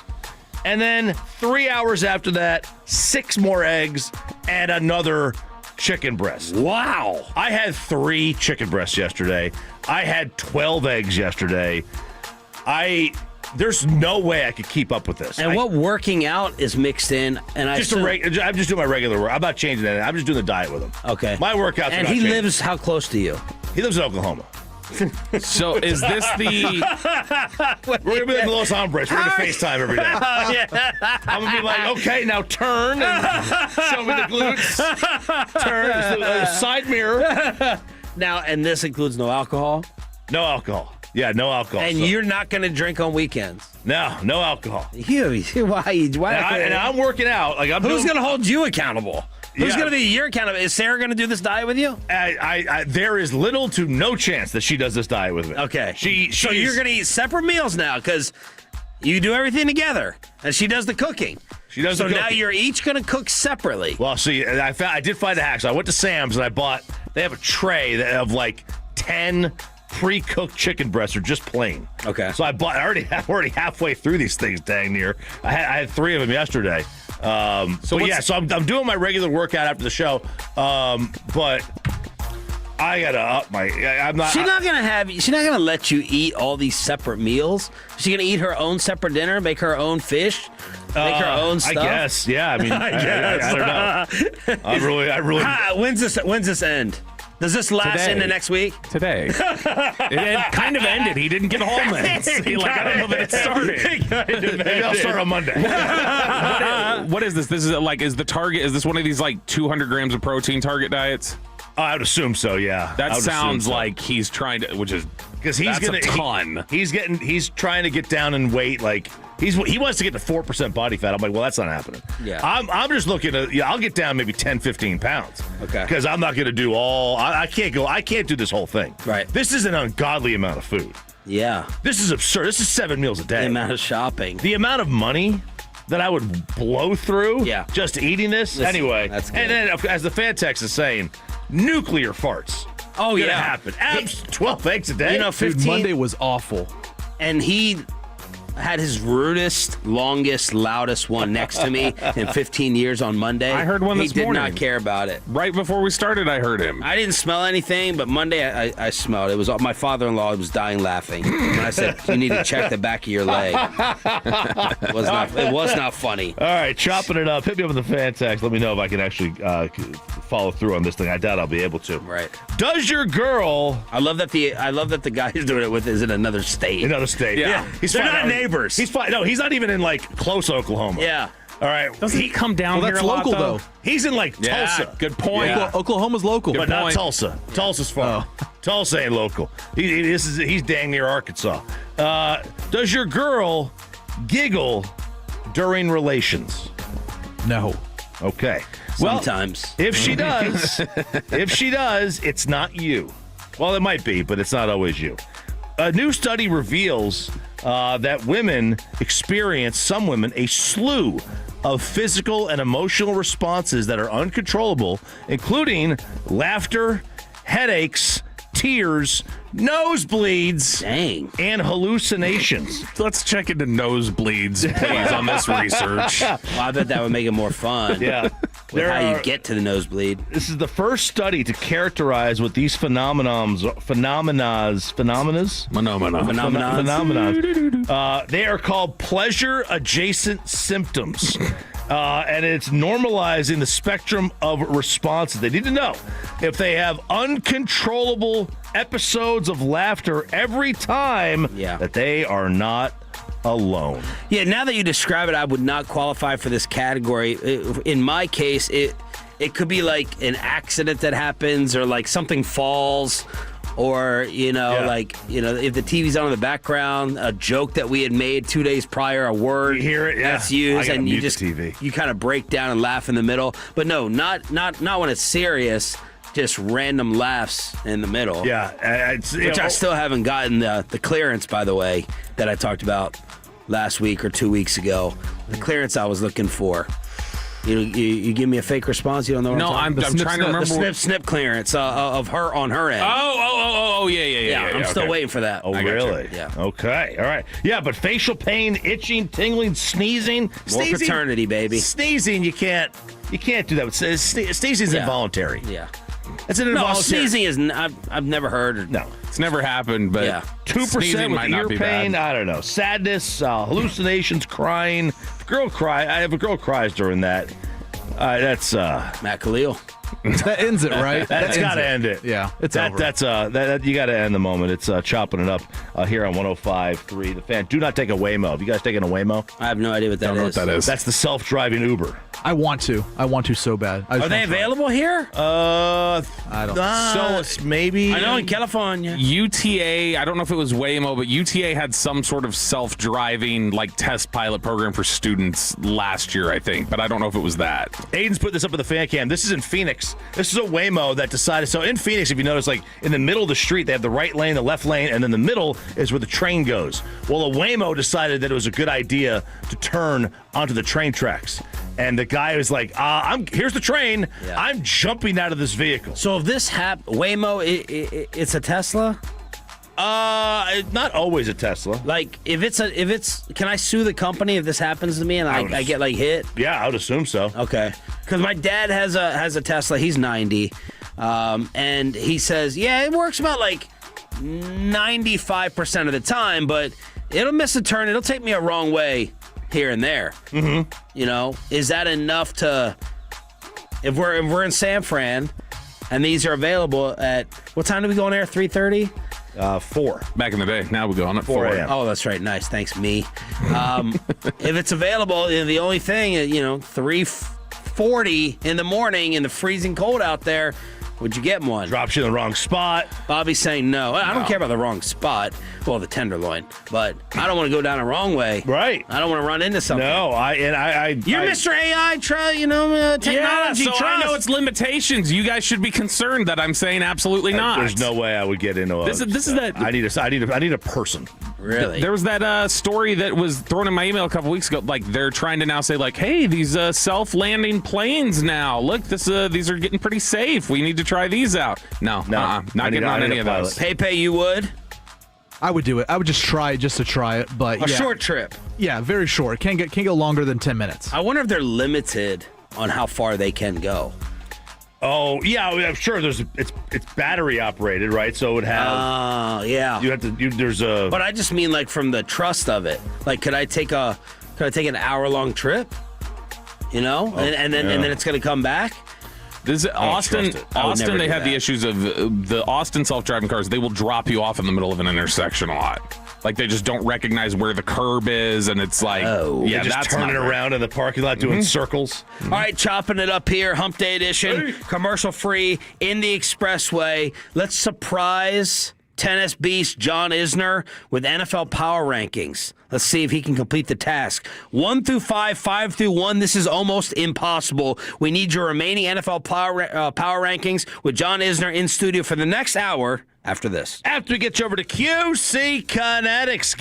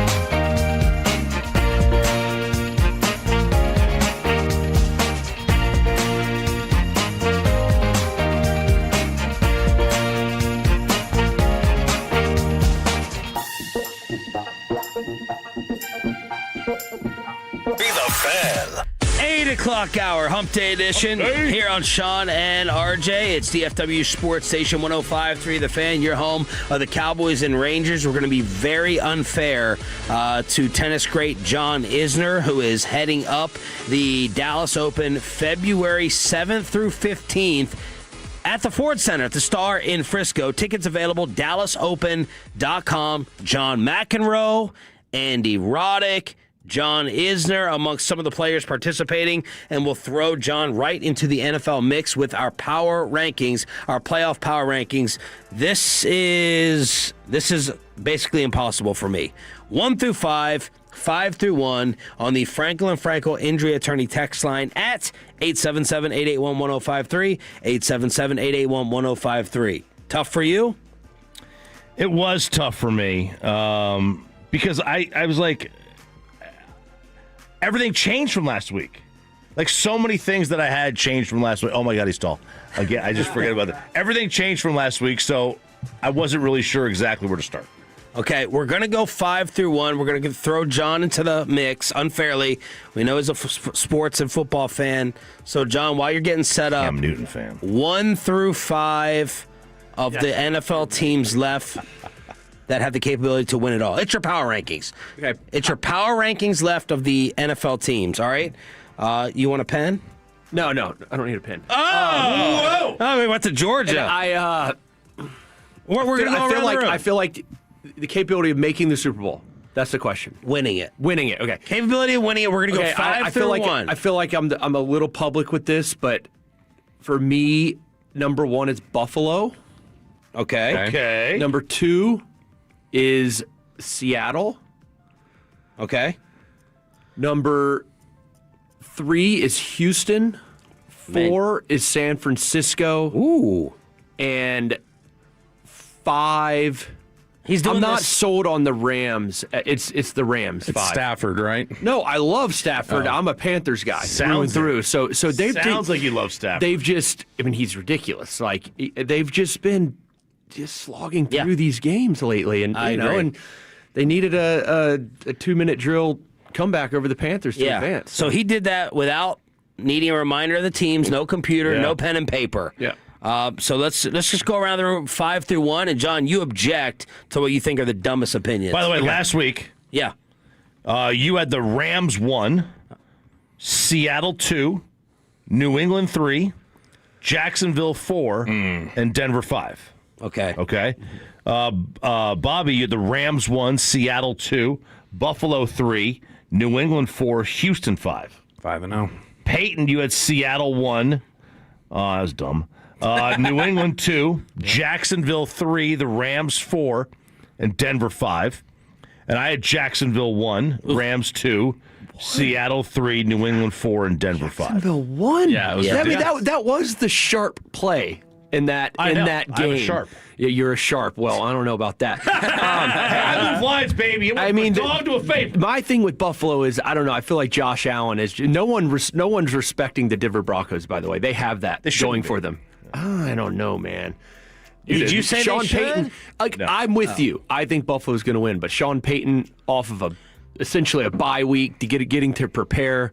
But I don't know. It just seems destined for Josh Allen. To me. All right, Bobby, since you were 5-0, start off at 5. Okay, number 5, it's the Houston Texans, who the biggest question to them is just C.J. Stroud and that quarterback. The defense is swarming. It's great. It plays well in January. I just don't know if C.J. Stroud's good enough right now to carry him all the way. 5 for me is Denver. You can count that as disrespect. These teams, John, though, like Chicago and Denver the whole year, miracle fourth quarter, win by 3 every week. I'm like, no, I'm not buying that, even though Sean Payton and the defense. So 5 for me is Denver, Choppy. I have Denver, whatever. I had New England here last week, or in here at one point. They looked worse than Aaron Rodgers did in a win. I really hate my top 5. I really hate that this top 5. I really do. 4, Bob. Number 4, I have the New England Patriots. PP? What do PP have?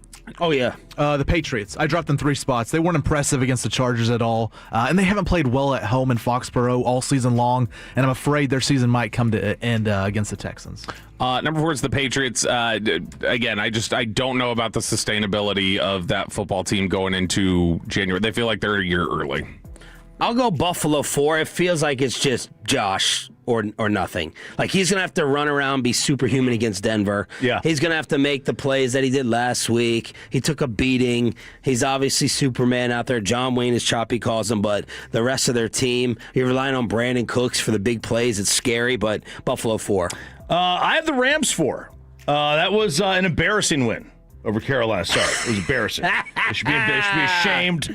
I took the 10.5 and lost that badly, John. I thought that the Rams were going to beat them You down. laid the 10.5. I laid the 10.5. I took your boys. I took your boys in the 10.5. I told them. But let me tell you, the Bears coaches had that game film. They see exactly how Carolina exploited the Rams defense. I don't know how they did it, but they'll figure it out. So I like the Rams at 4.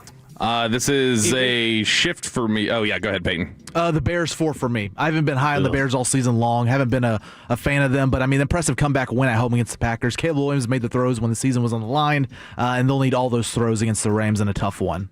Were you ticked off in that Rams game? Like, do you feel like you were the better team that deserved to win, or you just had it at the end? No, they weren't. I mean, with the Rams not kicking a field goal at the end of the first half, that changed everything. Carolina goes down, gets a pass interference, gets a touchdown, and next thing you know, it's a 3-point game at halftime. Yeah. They were outplayed, but having said that, they had the lead with 2 minutes and change to go. Yeah. Are you? Be honest. Are you a Bryce believer? I like Bryce. I absolutely do. They picked up his option. So you got to stick with him. You got to stick with him. He looked good. I don't know. He needs to throw the ball more downfield. He's pretty accurate when he does. Okay. He's very accurate. So I think he needs to use his legs more as well. He needs 50 rushing yards a game. Got to run outside the pocket so he can see over the offensive lineman. There you go. Number 3 is, and this is a big shift for me, the Rams are at 3. This is too many weeks in a row now where they've started making me uncomfortable because they were the top team to me for basically the whole second half of the season, but this is a couple different times now where they've been shaky, so I got the Rams 3. I'll go Patriots 3. I'm terrified.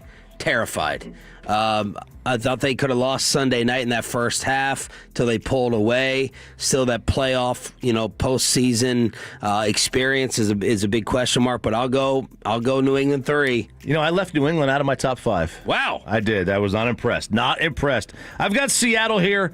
I'm only putting them here because San Fran's got Kittle hurt, and they've got the substation, the electronic substation. So they'll never be able to actually finish things off.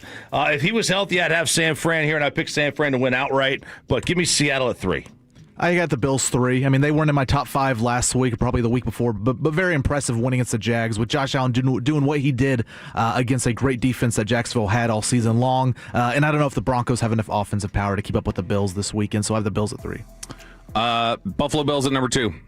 Is this going to be Josh Allen becoming Dan Marino, or does he actually kind of change his legacy and get the year 8, year 9 Peyton Manning Super Bowl? So I got them number 2 and first out of the AFC. I'll go Seattle at 2, just by lack of options. John had Seattle at 2 as well. I'll go Seattle at 2. I have Buffalo at 2. From out of my rankings to number 2. That was a great win. Game of the weekend. Best game of the weekend. They beat who I thought was the best team in the AFC, which by default, means that they are the best team in the AFC. Now, hang on. If you said that the winner of that game was going to win, get to the Super Bowl, right. Get there, Buffalo was not in your top 5 last week? No. They weren't. Okay, but how does that work? Well, I thought Jacksonville was going to win the game. Yeah, but you thought Buffalo was a top 5 team? He didn't want the strike in his top 5. Yeah, I know the strike. You played the schedule. I had to play the game. So I got Buffalo at 2. Rams number 2 for me. The win over the Panthers scared me a lot. The Rams blew an early 14-0 lead. But the offense once again carried the team. Matt Stafford was at his best again. And I think Vegas is right with having the Rams as 3 or 4 point favorites in Chicago. I think that they win that game. I'm going to do the dumbest thing I've ever done. I just put Sam Darnold ahead of Matthew Stafford, Josh Allen, and Drake May. And I'm going to say the Seahawks are number 1 just because their defense has been so strong. And at some point, you got to believe it with Darnold. At some point, you got to believe it with Baker. Like, once they start playing well, you just kind of go, all right, I guess this is who he is now. So I've got the Seahawks number 1. Rams begrudgingly at 1. I'll say that Carolina, John Isner's team kept it close because the Rams' mistakes. It wasn't Carolina. It was the field goal. It was Puka with a Devontae overthrows, and they'll hopefully respond and prove me right. I'll keep the Rams at 1. I don't feel great about this, but they will be in the conference championship game at minimum. I did not have my power rankings last week at all. But I have one thing is... What are you detecting from this segment? One thing is a lot of flip-flopping here. Yeah. I will flip-flop on you big time, okay? Yeah. They call me Floppy Choppy, and it wasn't for my golf game. I have the closest thing to Patrick Mahomes. The Chicago Bears at number 1. Whoa! And Caleb. Not even Caleb. You see why I wanted to cancel this segment? I am painting my fingernails. Look at Aiden in the hallway. I am painting my fingernails for this weekend. Orange paint, baby. Nay, Chicago Bears. You should know that when he moved Jacksonville up to 1, they were also out of his power rankings completely the week before, and he moved them up because they beat Denver, who he says are frauds. Yeah. So that's kind of his thought process. It sounds like a guy that lost a lot of bets last week. and now he's... The only one I lost was the Jags game. Okay. It sounds like the guy who told you last year that Cam Newton was the worst number 1 overall pick in the last 15 years. Yeah, and he's, in my mind, a Hall of Famer, but it's all good. Hall of Famer? I mean, he had MVP of the year. EPA per play year. year. That TJ Watt hit just ruined his shoulder for the rest of his career. He was ridiculous. See? You can't get hurt by a try-hard guy. Hey, Pat, who's your 1? The Seahawks. I left them at 1. Home field advantage. I mean, it's not because of Sam Darnold at quarterback, but it's because the defense is elite. It's been that way all season long. And they get a gift because it's a banged-up 49ers team who are now without George Kittle. John Isner last year in studio gave his immediate reaction when we were all freaking out and melting down in DFW to the big news on the home of the Cowboys. And I personally like that hire. They could have gone for the obviously splashy hire, and it just would have been more of a media circus. They went sort of a meat and potatoes hire from within, and I actually kind of like it, and I like Schottenheimer's first interview as well as head coach. And you hit on the interview, as we had him every Friday throughout the season, and we all fell in love with him in front of the microphone. So look at Solid. That's a good call. Look at Solid. I still like him. I think the NFC East is up for grabs next year. I mean, Philly, I don't know. I think Dallas is trending in the right direction. I really, really do. What about when y'all beat them down this year? Were you surprised by that game in Charlotte? Yeah, that was wasn't it? I think it was a 3-point game. A lot of close games. Yeah, they let Rico Dowdle run for like 200 yards. Yeah, Dowdle had. That was one of his. That was either his first or second game. He had back-to-back 200-yard games. I forget which one that was, but yeah, he ran all over them. Got to fix some issues on the defense. That's for sure. Yes. All right, we got John Isner in studio. It's the Dallas Open. Let's talk about it. Get in any of your tennis questions. Dallas Stars fan as well. Let's recap the Stars last night. What's been wrong with them? And we have some surprise questioning for John Isner as well. On the Fan Cam, Twitch, and YouTube, Sean and RJ continuing right here on 105.3 The Fan. Let me go ahead and get you set up with Trajan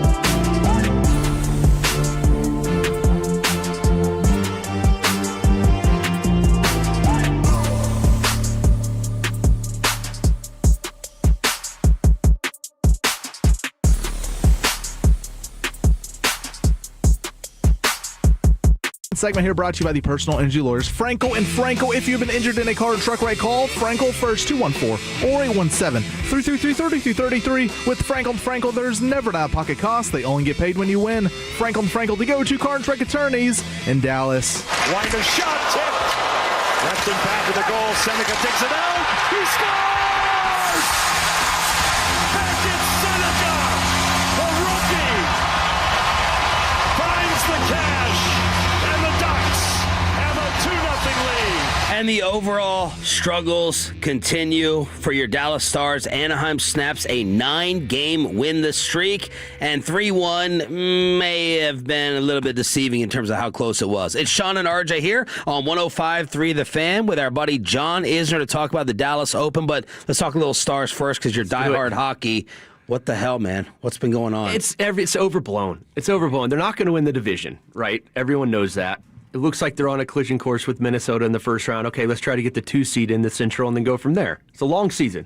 The Stars are just fine. How many games do you go to? I think it was it Spittle, our boss, who said that he's looking around the AAC and then there's a head. There's a head. Yeah, everybody else is at this level, and then there's a head. How many games do you go to usually? Do you have a mini ticket plan? I have.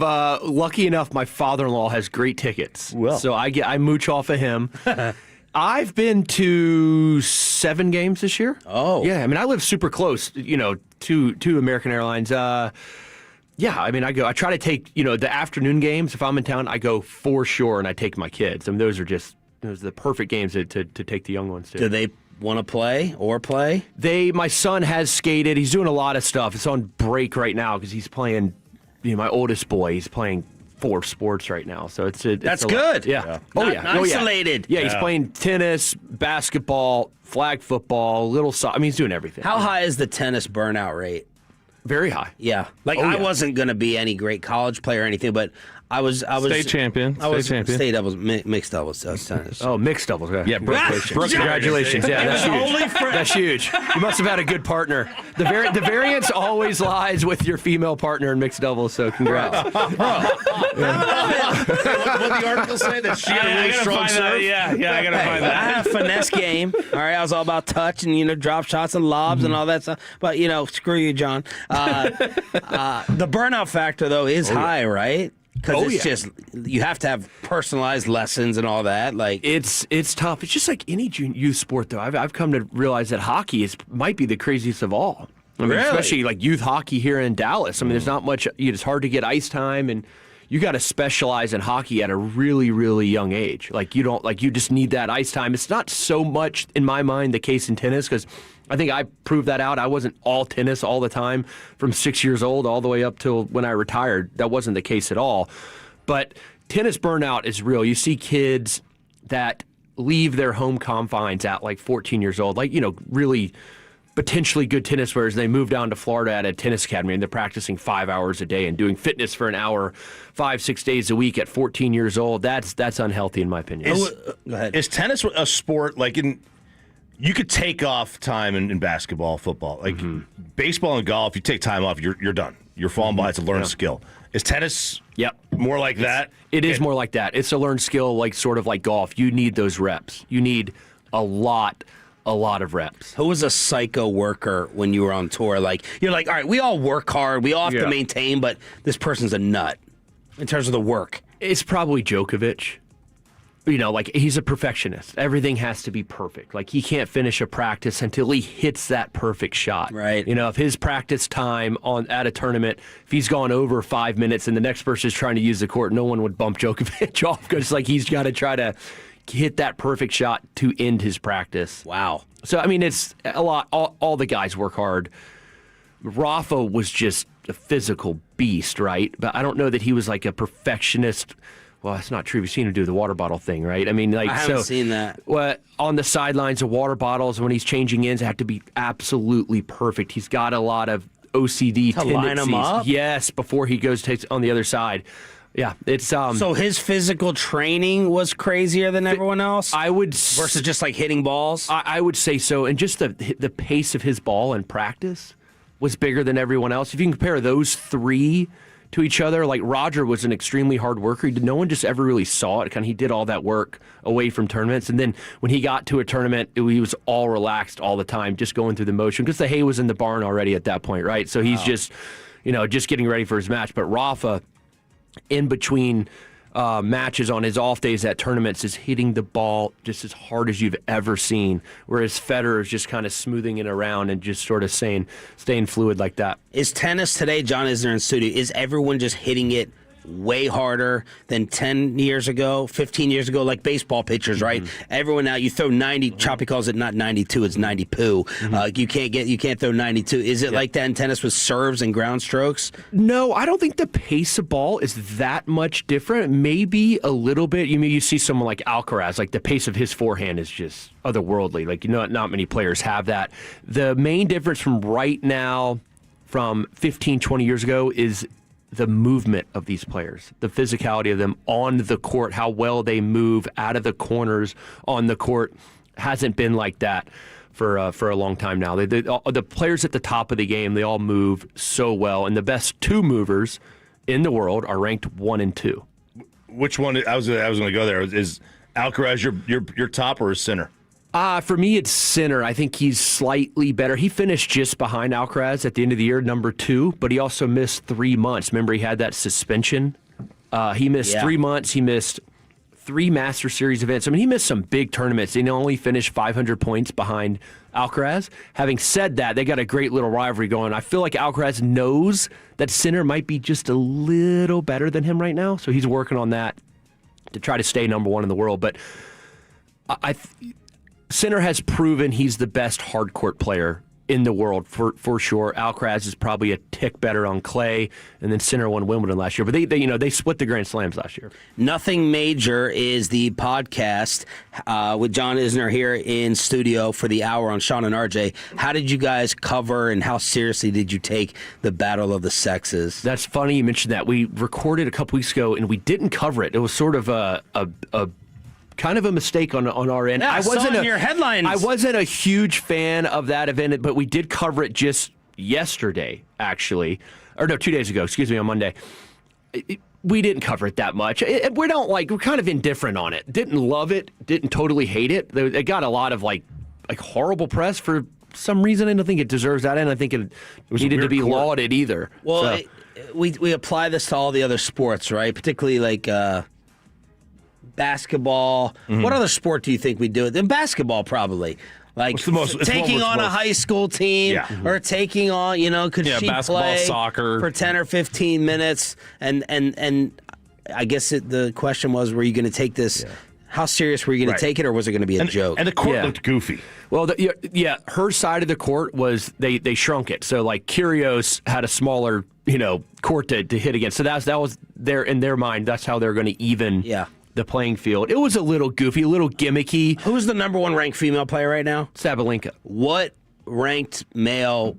How low would someone have to be that she could? You can't compare it's guys. Good college level players are going to beat Sabalenka, but it's just different, right? I mean, it's like there's just a different level of strength and physicality on there. But she is ridiculous. I mean, she's the hardest hitting player on the women's tour, and there's a reason why she's number 1 in the world. All right, let's talk about the Dallas Open a little bit and what you guys have going on. I saw you look like you were going to faint when McEnroe. Was that a surprise pop-in on the podcast? That was cool. John appeared in there? Yeah. And he'll be here as well. Yeah, I'm actually playing an exhibition with him on Saturday night before the tournament up there at the Star. What's he like? At the Ford Center. He's great.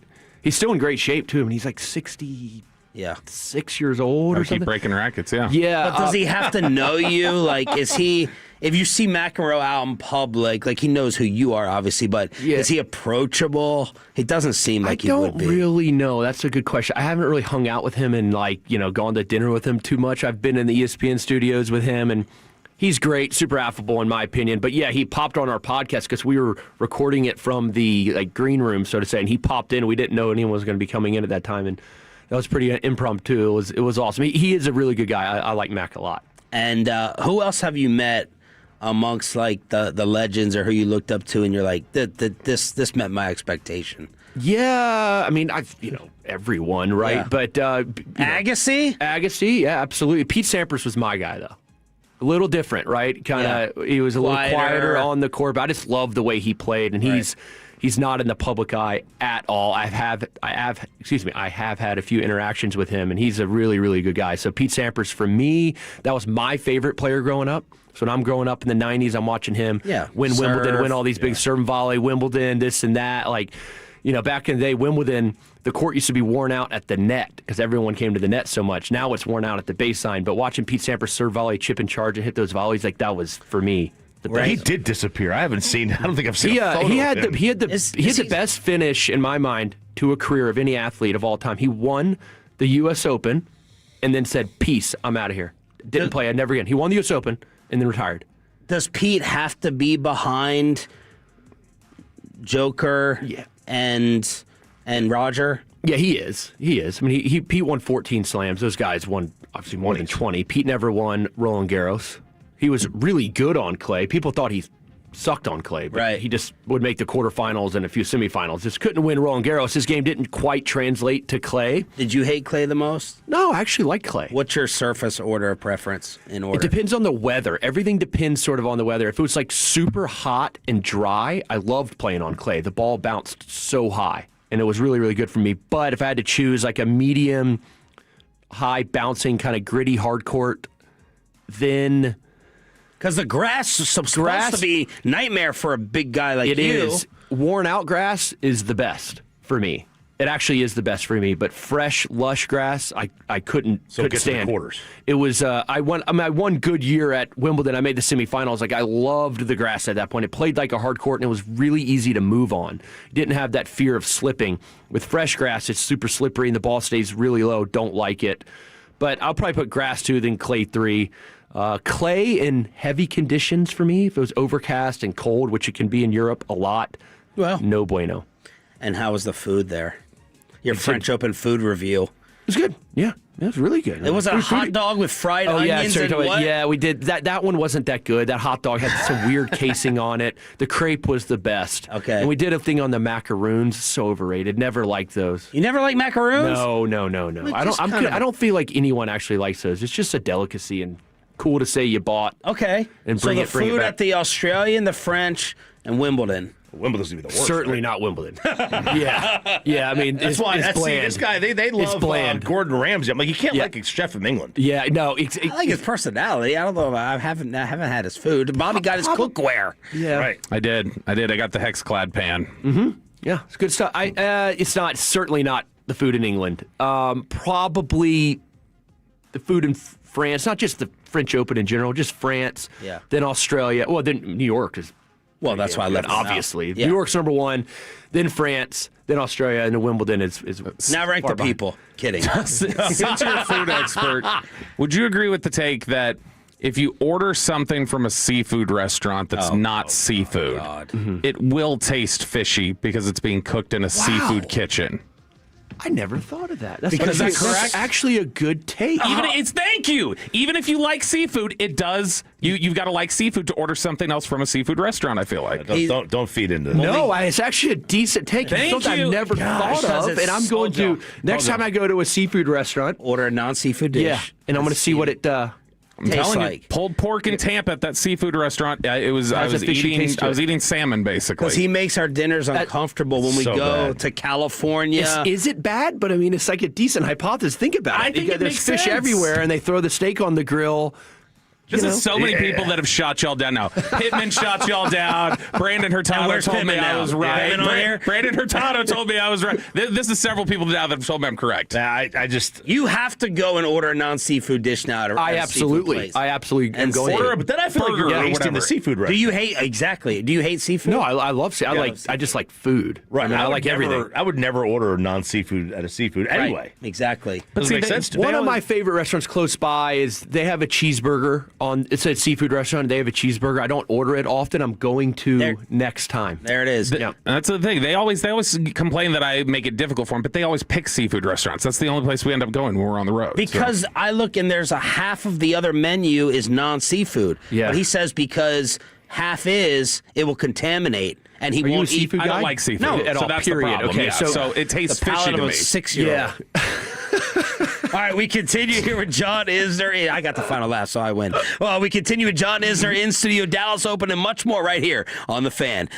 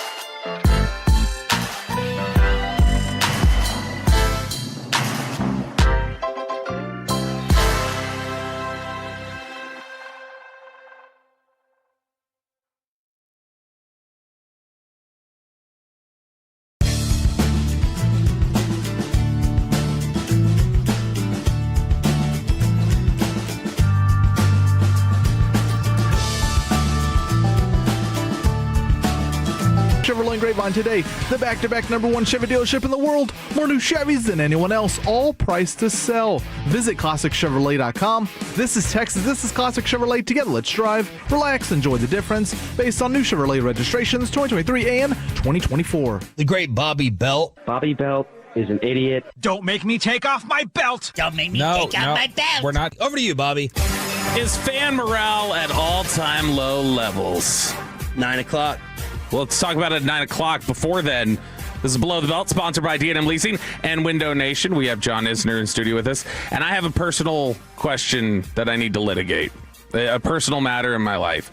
So I'm always very free in our family. My wife is very structured, wants things a certain way. I'm more spontaneous, spur of the moment. And one of the things that we disagree on occasionally is I'm like, let's just pull the kids out of school and let's go do this today. Like, let's go skip school.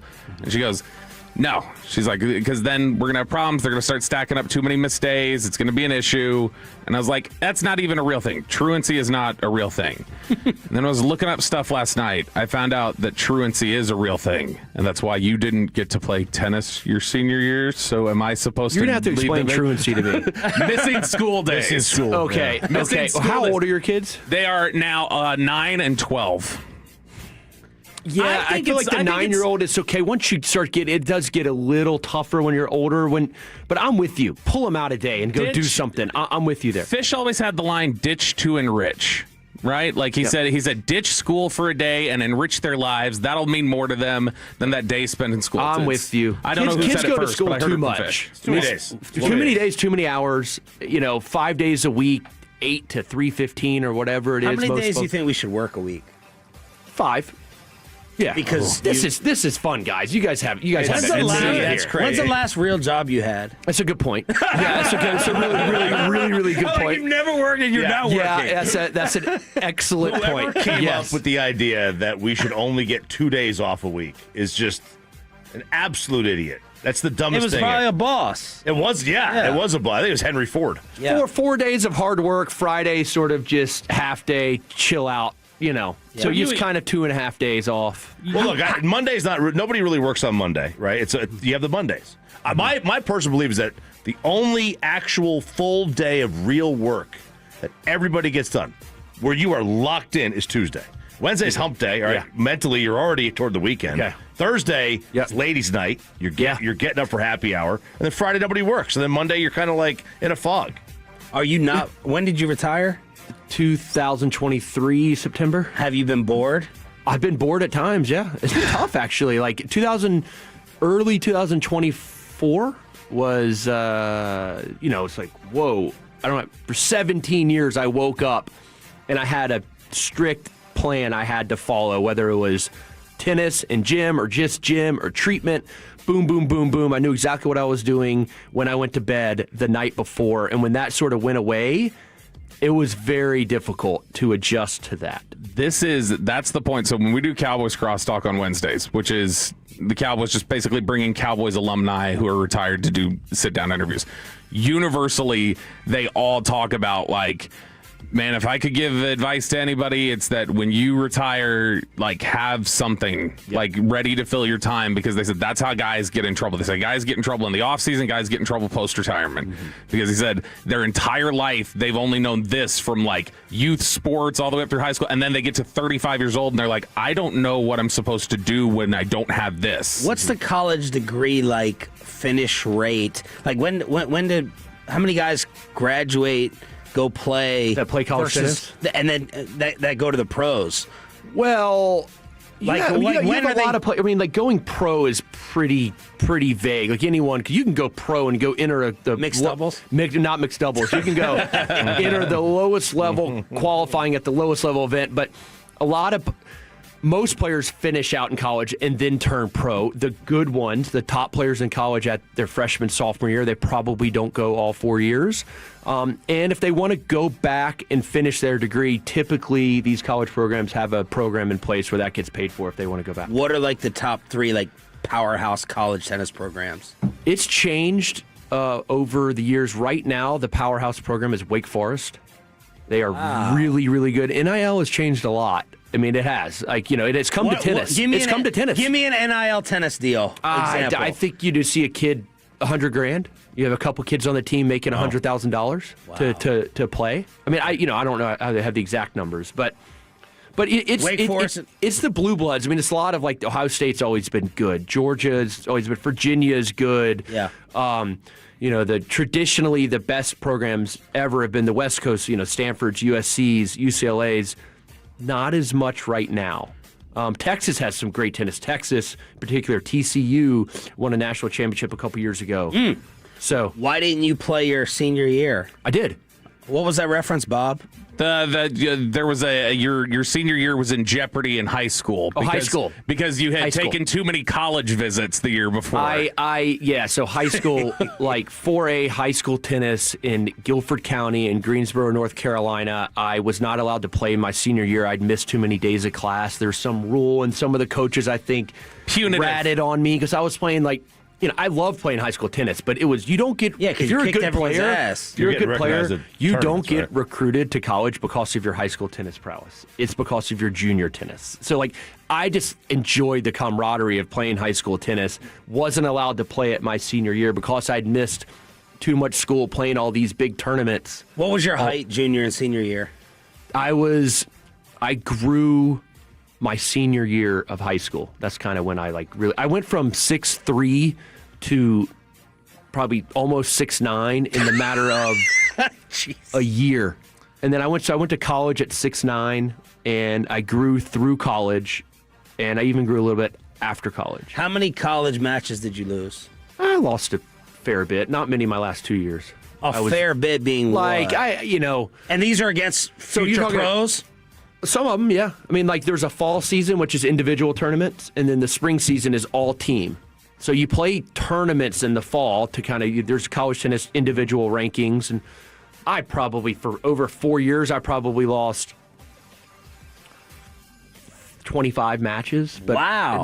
By the last 2 years, I didn't lose many at all. Right. Like, I lost maybe a couple. So maybe 2 or something. My freshman, sophomore year, I made a big jump after my sophomore year. So like 6'9" in high school, I'm sure they were always trying to get you to play basketball and stuff like that. But you played basketball before you even hit your growth spurt, right? Like you were playing basketball as a young kid, and I was hooping talked about a lot. walking on at Georgia if you could. And you mentioned it, but that basketball was a sport you really loved, like playing, wasn't it? Loved it. And I didn't know I was going to be this tall. Had I known, if someone would have told me at 13, I would have stuck with basketball. I can assure you that. But I think I benefited from not practicing as I was growing so much. I wasn't training 5 hours a day, and that actually helped my body. As you can imagine, I was 6'9", 195 pounds. It was tough to see. What height would you want to be? You're locked in. 6'9", you're good?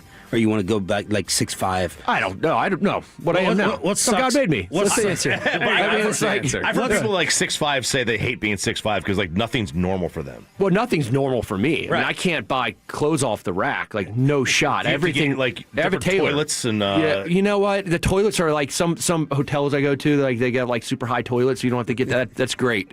It's amazing. Everything's different. Beds. I've at home. It's fine. Hotel beds. I've gotten so used to it. I think. Do you sleep with the? Maybe I sleep a little diagonal, knees to stomach. Yeah, maybe. But I sleep fine, so that's not an issue. It's just the bed needs to be firm. What car can't you get in? I don't like getting in sedans. Once you get in them, like a nice luxury sedan, like once you're in, it's fine. But getting in and out is a nightmare. Is it true that you're trying to abolish airport security? Yes. Good call. TSA. Good call. Why? It's useless. It's completely useless. I mean, I just like the stats are out there that like 80% of the stuff that gets through shouldn't get through. It's out of control. I mean, come on. It's just a huge nuisance. Do you fly commercial every time? When's the last time you flown private? I fly commercial most of the time. Okay. Yeah. Well, these are the things they have found at TSA this past year, 2025. It's out. Oh, gosh, you guys came ready. All right. Yeah, we came ready. Prep, John. In a Yeti cup filled with ice was a switchblade knife buried in the ice. They found it. They found it in security. They had a woman who, in her brassiere, put a live turtle. Tried to sneak a live turtle in there. Thank God they were there. Thank God they were there.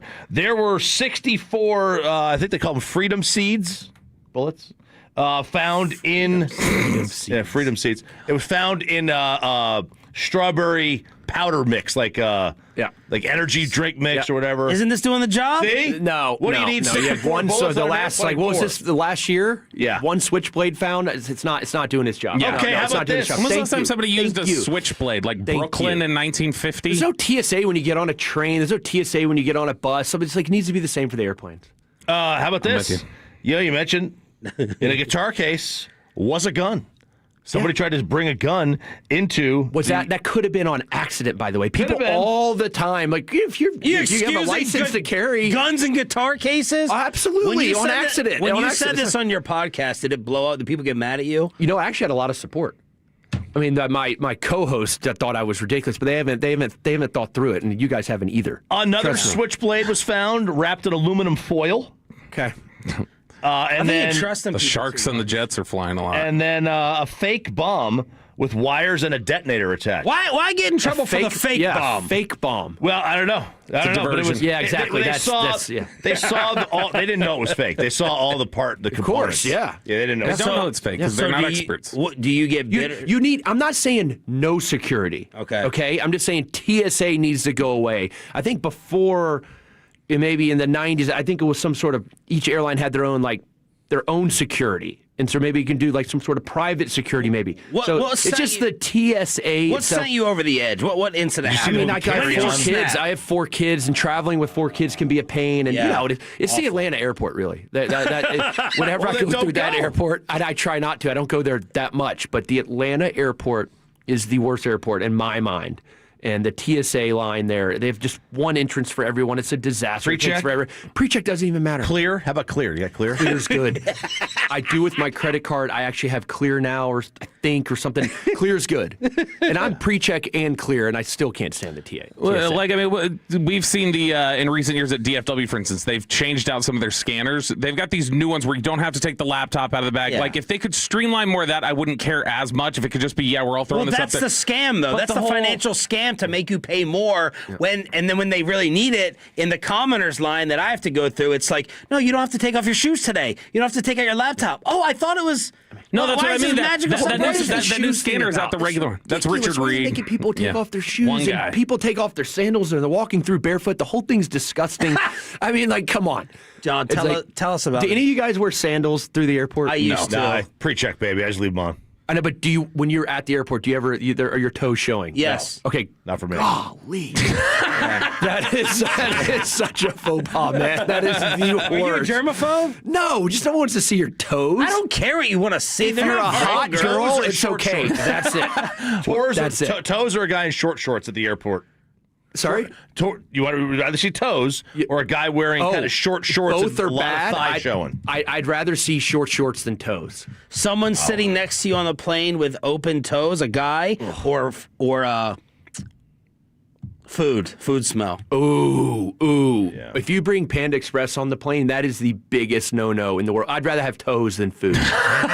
Will you lean your seat back? No, I don't lean my seat back. Good. Yeah, I don't. John, tell us about the Dallas Open. Okay, we're going to talk tennis now. Yeah, all right, good. Yeah, that's good. We did last segment. Well, it's the Nexo Dallas Open. The tournament has its first ever title sponsor. Nice. So awesome. that was announced yesterday. It's a crypto exchange company that's been now operating in the United States. It's really, really cool. That's it's a big moment for the tournament. And the tournament has been so successful in its 5 years since it's been in Dallas. Now it's just even more successful, obviously, with the Nexo as its title partner. But second year at the Star in Frisco at Ford Center, and it's awesome. I mean, the field is loaded. All of the top Americans are playing. Tournament's in a fortunate spot right now, in my mind, because American men's tennis is so strong right now. So there's 2 players in the top 10 playing. That's Ben Shelton, who's now the number 1 ranked American. Taylor Fritz is right behind him. And you have 5 players in the top 20 in the world. It's an absolutely loaded field. Casper Ruud from Norway, who made the finals last year. He was kind of a big crowd favorite last year. He's the highest ranked European player. Tommy Paul is also top 20 in the world. He's better than his actual ranking of 20 right now because he was hurt a little bit towards the end last year. Francis Tiafoe is playing. As I mentioned, all the top Americans. The field's absolutely loaded. It was an amazing event last year, and I expect more of the same this year. There it is, DallasOpen.com with John McEnroe and Andy Roddick. Hour flew by with John Isner. Thank you for coming in. We love it, man. Yeah, appreciate you having me. Anytime. There he is, John Isner here on 105.3 The Fan. Is Dallas Cowboy morale at an all-time low? Next. But first, let me go ahead and talk about the official barbecue.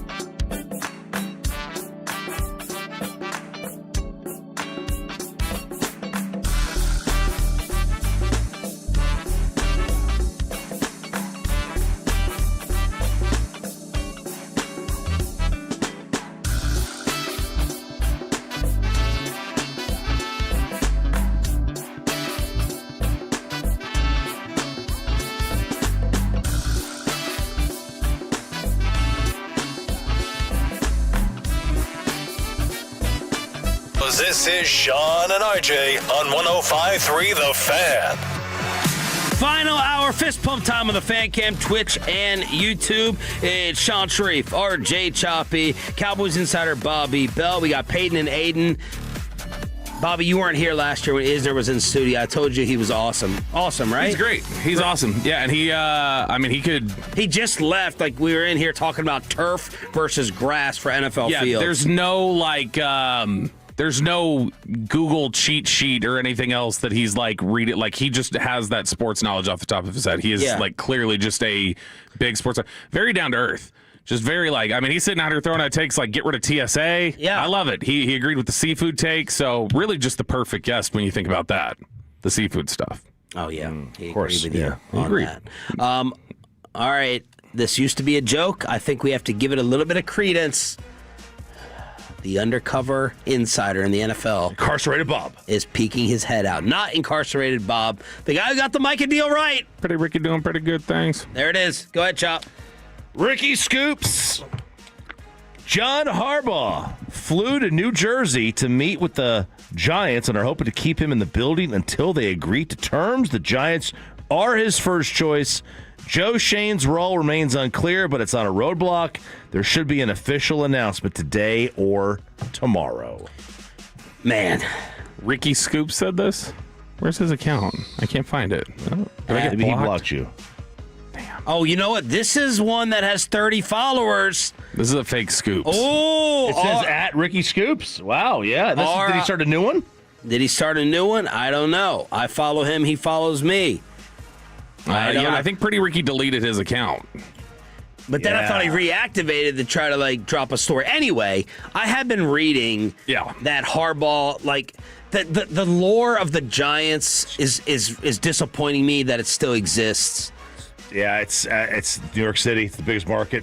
You know? Is it that even? What is it? I don't know, because it's it doesn't exist for the Jets like that. I guess it's just Jets aren't the Jets aren't the team. Jets aren't the Giants. I know, but that's what I'm saying. He said it's New York City. No, but Giants. It's lore of the Giants. Giants, I think it's just there's still this weird blue collar. It's professional. This is the way you do things. It's throwback. It's classic. They've won a couple Super Bowls in the last 20 years, so clearly I'm sure people look at it and go that's an ownership group that'll let you work and let you do what you need to do. I would love the job if I was somebody, because it's they clearly give you latitude to F it up for a while. They will let you sit there and make the mistake 3-4 times over before they finally go, okay, maybe we need to move on. The Jets and the Mets and the Nets, you're obviously in the island. You're obviously the second team in town. You're an original. Well, who's the first? Well, in each sport. Oh, in each sport, it'd be the Giants and the Yankees. The Yankees aren't the Yankees one in town for sure? But but in each sport, you're the stepchild. Yeah, in each sport, those teams, the Jets, the Mets, the Nets are the stepchild. I think you're an original, a founding member of the league. I mean, there's an allure to that. The Knicks always get a coach. The Yankees will always get a manager they want. I had my, do you want me to save my question for later about which one Cowboys fans are more scared of within the division? No, go ahead. Okay, because I'm curious where you guys came down to this. Which is a scarier outcome? Harbaugh to the Giants, like we're just talking about. Harbaugh taking over the Giants. Washington getting Brian Flores, which we referenced earlier, or the Eagles getting Mike McDaniels, their offensive coordinator. All right, here's the other thing.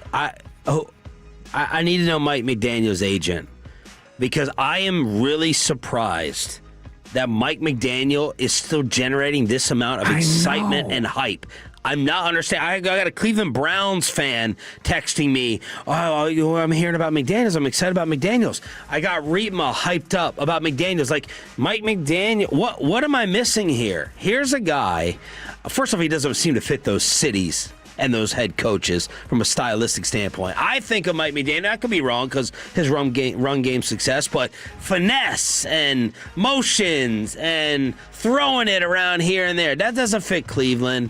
He doesn't seem to have a personality that fits Dan Campbell. Here's a guy that seemed to have lost total control and seemed to be a Matt Eberflus type corpse of himself there in Miami, yet everyone is thrilled and excited about the potential of him as an offensive coordinator, and he's gotten as many or more interviews as head coach as Brian Flores. Unless people just now have gotten to the point There it is. Look, Schefter just tweeted, Harbaugh's meeting today with the Giants, and what is his first in-person visit to another team's training facilities? A scooper again, Skips. Yeah. Well, no, I think he was supposed to, like, that I think was knows that they were supposed to interview. Well, then why is he tweeting it out? Because I think he's just like he's just updating like that's happening today. That's on the agenda. I thought he had an interview with the Falcons already. Was that not in person? I don't know. But and by the way, did the Zooms not count as fulfilling Rooney Rule? Random question. I don't know. I'm not sure. Okay. My thing with McDaniel is like, you could not like him as a head coach, still value him as an OC. If you thought Tua was a bum, they were second in points a couple of years ago with Tua. Yeah. Now they had and I weapons, did think Tua was a bum, and they did have weapons.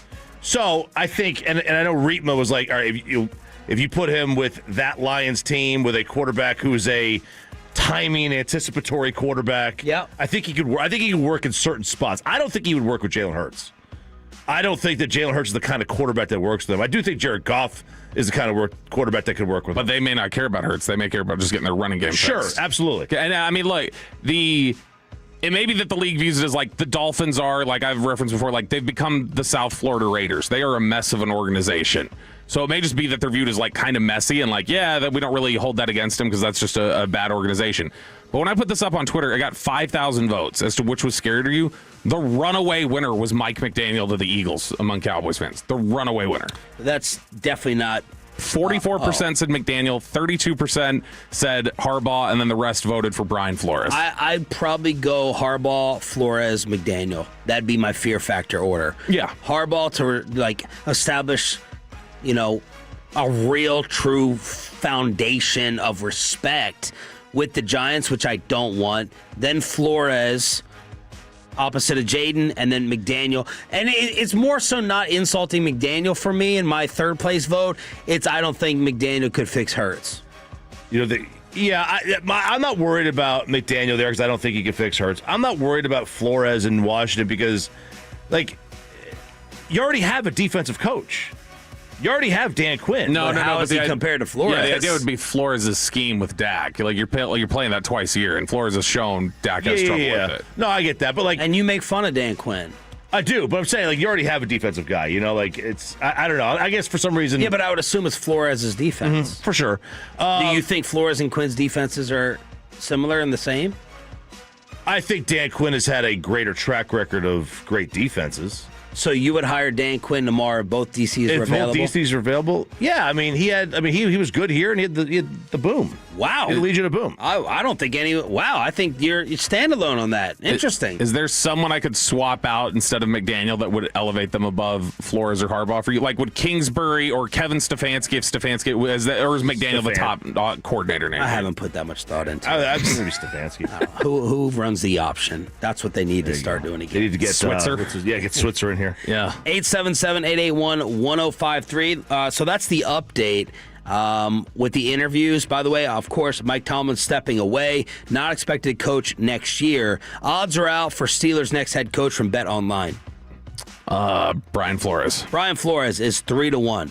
Marcus Freeman second, even though reports came out yesterday he's staying at Notre Dame after getting into it with a wrestling coach or something. Yeah. Did you see that story? Yeah, and Notre Dame came out and was like, "There's no video. evidence. Yeah, there's no evidence that he did anything wrong. Yeah, so they stand behind him."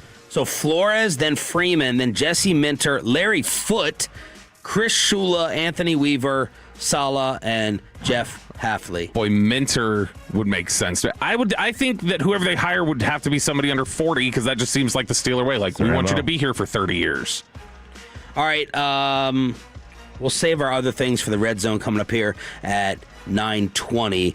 We were just talking about Rico Dowdle with John Isner. Did Rico make a mistake on social media trying to prove something? Yeah, so Rico was trying to own some fans on social media. And he accidentally kind of owned himself. He did. So somebody's like, Rico, you ain't had a 10-yard run in 8 games. We don't care if you leave, respectfully. And respectfully. Yeah, he goes, the line didn't just fall off a cliff. Trust me, little bro, you'll see. And he posts this kind of a next-gen statty kind of graphic where you've got players in the top right corner and players in the bottom left, and it says rush yards before contact versus after contact. And the rush yards before contact, he was way down near the bottom, which means he was getting hit at the line of scrimmage. But he's also at the very bottom of rush yards after contact, which means he's not breaking a single tackle. Not a single tackle. Whereas you have guys like Derrick Henry, who is getting triple the amount of yards after contact. Achane, quadruple the amount of yards after contact. And then there is Rico, kind of at the bottom. It turned a little bit, but he's, I still think he's a decent running back. That a team that's looking for a value guy in free agency this year, I think, should absolutely look at him. And it sounds like he may be moving on because he says the decreased carries at the end of the year will impact his thinking in free agency, and he wants to go somewhere where he gets the bulk of the carries. So there it is. Little audible here at the top of the hour with John Harbaugh going to meet with the New York Giants, and a lot of people seem to think that is his number one choice. Is Dallas Cowboy fan morale at an all-time low? The Red Zone, your football fix, continues on Sean and RJ Hump Day Edition on The Fan. After we get you over to Underdog Fantasy, making plays every day of the week, but get your plays in for...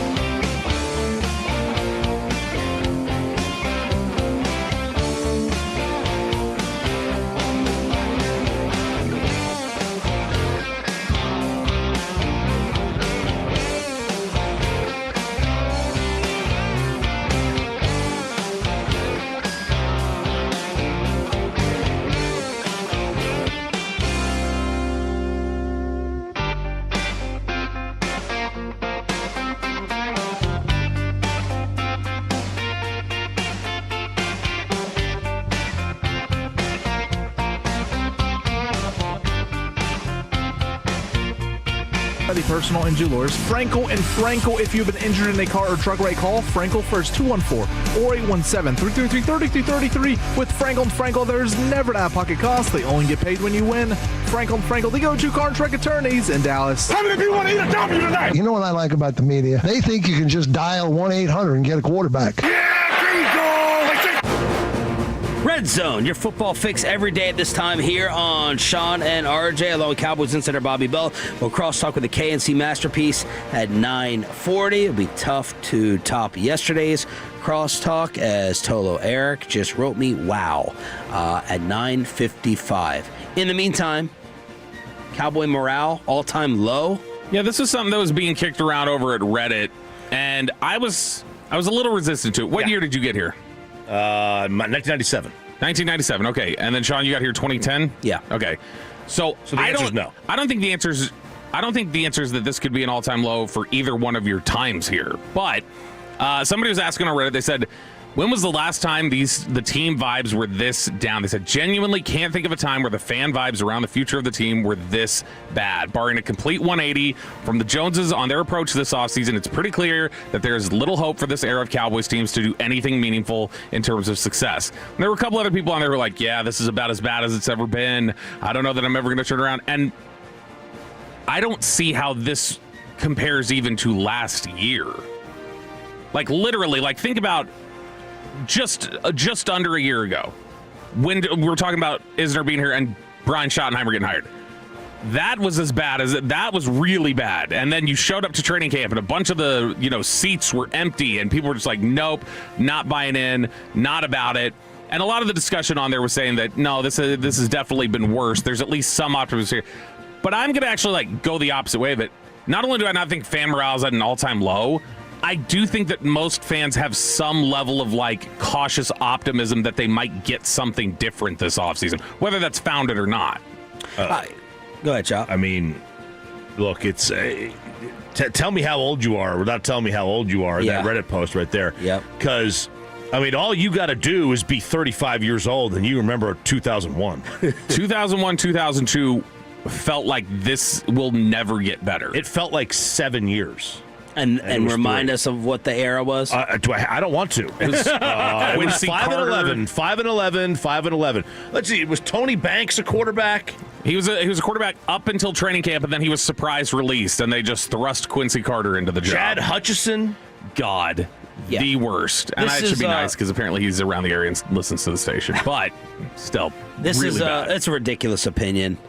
It's not even close. I remember it was the Carolina Panthers were playing. It was John Isner's Carolina Panthers came to AT&T Stadium. That was the Antonio Bryant juggle catch on 4th down that he caught at Texas Stadium. That game, they had picked up.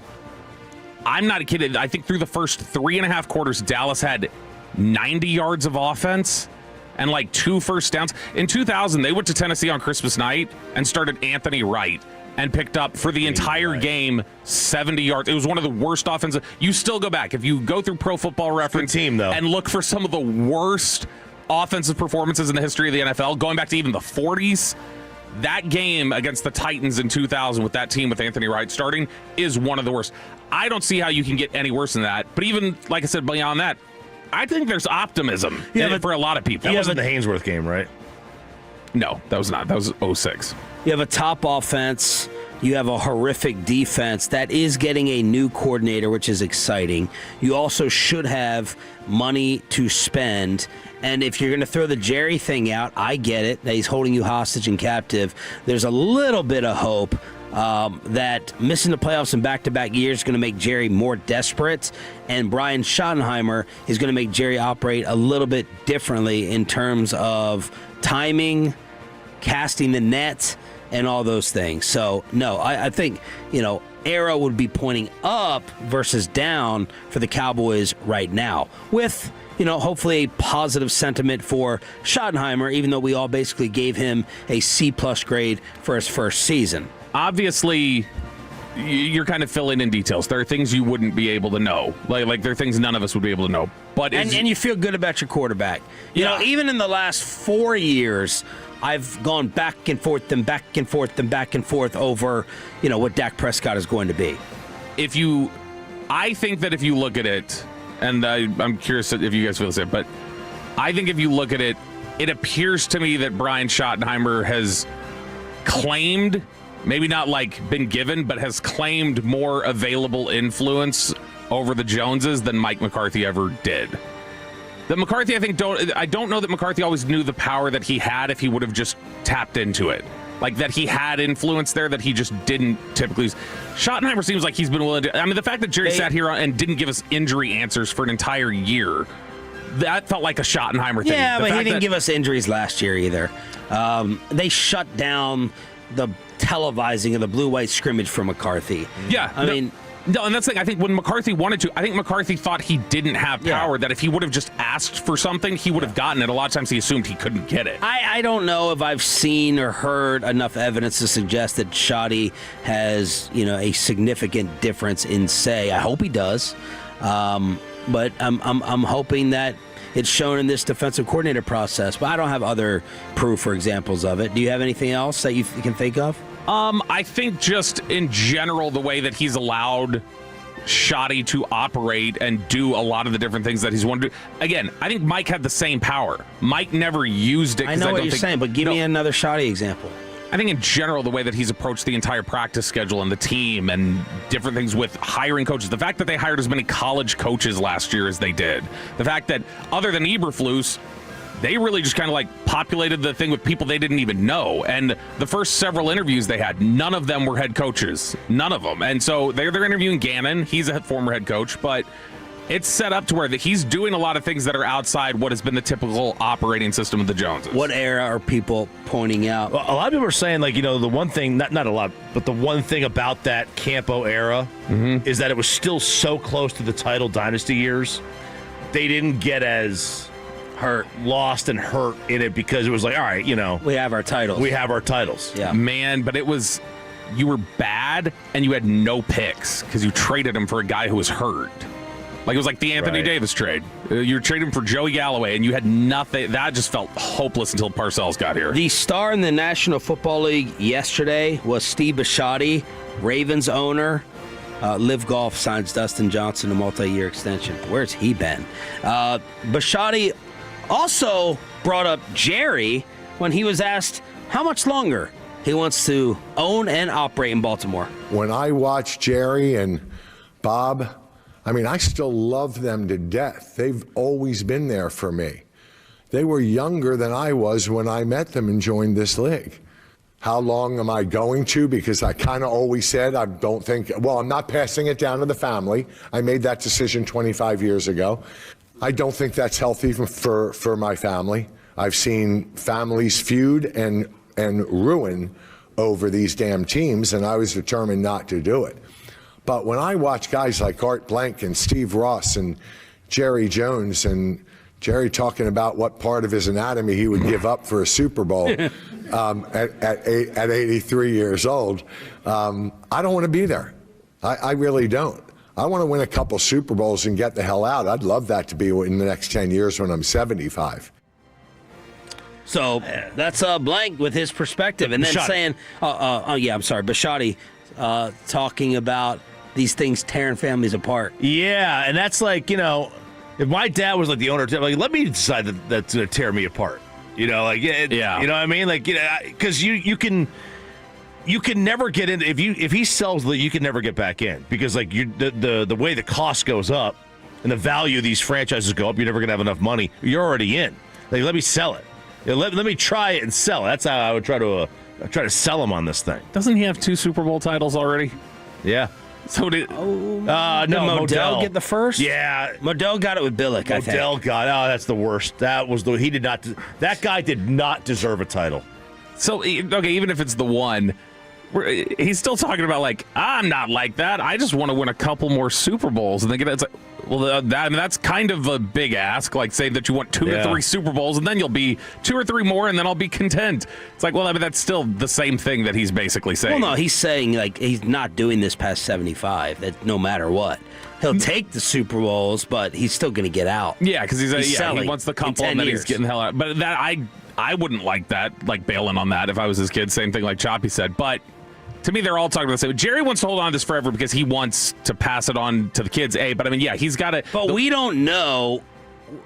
It could be all set and everyone could be fine with their roles. We have no idea how Steven, Charlotte, and Jerry Jr. and everyone else and Shai and everyone down the road are going to feel with the roles that they are left with or assigned by whoever. Yeah, they may not want it. It may cause a war. Could. It may cause a fight. Yep. It may cause a battle. Like Jerry could put whatever he wants into the decree. Like, okay, you're doing this job. You're doing. Well, once he passes away and they get into it, I mean, they could absolutely fight over who's doing what. Yeah. Someone's going to be the official mouthpiece to the league.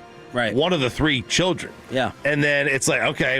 So does the person who's the mouthpiece, do they have ultimate control to... What it comes down to is what you guys are saying is, no, give me the ability to try and then bail, where he's saying, no, I don't even want this presented as something that could break apart the family. Because what happens if, God forbid, he passed away tomorrow, Shadi?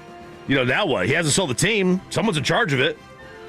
Right? Yeah, you know what I mean? They're going to benefit either way. I know, but so then he wouldn't get his way in terms of being able to sell it first, is what I'm saying. How old are his kids? Like, does he? I mean, I don't know. He could be one of these. I assume he has adult children, but he may be one of these guys who has like 15-year-olds, like Woody Johnson. The top highlight of the day, though. Actually, let's play the other two. Let's go with 6. This is the Mike Tomlin news breaking during the Ravens presser. Mike Tomlin stepped down at Pittsburgh. He did? Is it official? That's what I keep hearing. So, is he a candidate here? Holy Mike, wouldn't that be awesome? Only if John takes the Pittsburgh job. So that's classic right there. That'd be amazing if they swap. It will never happen. And then the cold-blooded answer. No one, including this reporter, knew how to follow up after it was a great question that was asked. If Tyler Loop makes that field goal, is John Harbaugh still here coaching this team? For a week. Bam! Man. I could have let it go on longer. Well, no, I couldn't have. It was the reporter. I think it did end with him just being like, okay, all right. And that's all I heard from it. For a week. When you enunciate the final letter, the week. Oh, that's a period at the end of a sentence. Meanwhile, Choppy, Pat McAfee has his Tomlin replacement? Yes, he does, and it is not. First of all, it's not going to happen because he's too old, because the Steelers go young, right? But it is not going to make Bobby Belt happy. I mean, good for Coach Tomlin. Now that he has all the options in the world, he's worked his ass off to get to this moment. Good for the Steelers. Good for the faithful Yinzers, who obviously have a sense of optimism and hope about, okay, we got some change. Maybe we can go win it. And who do you hire next, D-Butt? I guess that's the question. Do you, with the model the Pittsburgh Steelers have, they're looking for a lot of consistency, which you would think maybe a younger coach. But Mike Vrabel goes back to New England. The reason why he does such a good job there is because he loves the place, has a history of that place. He's in the Ring of Honor of that place. Mike McCarthy was born and raised about 3 miles from the stadium, 4 miles from the stadium. He's available. He would obviously, he wanted the Pittsburgh Steelers to win a Super Bowl this year so his mom and his family could have a good time like the good old days back in the day. It's like, who is the right answer now for the Pittsburgh Steelers? I guess they have to find that out.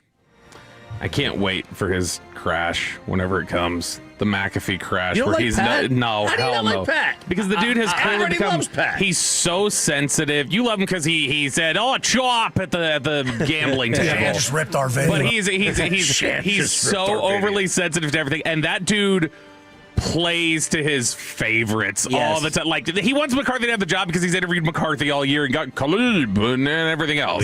H&R? No, that's the same. It's just like how he loved Aaron until he didn't love Aaron. Yeah. H&R. That show is it's way too just overly nice for me. It was great at one point. That's for me. It is. I think it's kind of evolved in a way that I don't like, and it's kind of outlasted its usefulness. I think their ESPN viewership was up, and then I saw like a negative College Game Day poll. So College Game Day fans, I think the poll was they didn't love McAfee. Yeah. The College Game Day fans. Yeah. I think they felt he was pushing Corso out. He also has completely taken over the show. Corso. I mean, well, no. The wheelchair pushed Corso out. But if you notice, like, he is the star of the show now.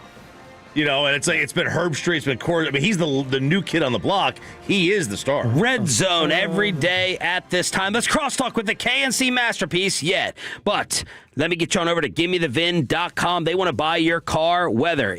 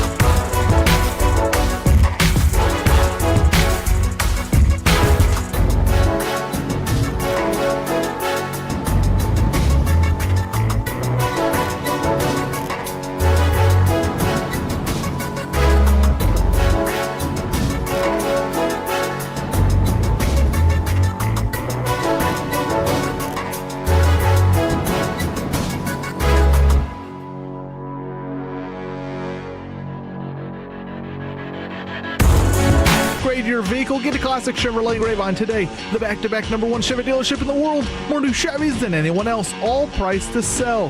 Visit ClassicChevrolet.com. This is Texas. This is Classic Chevrolet. Together, let's drive, relax, enjoy the difference. Based on new Chevrolet registrations 2023 and 2024.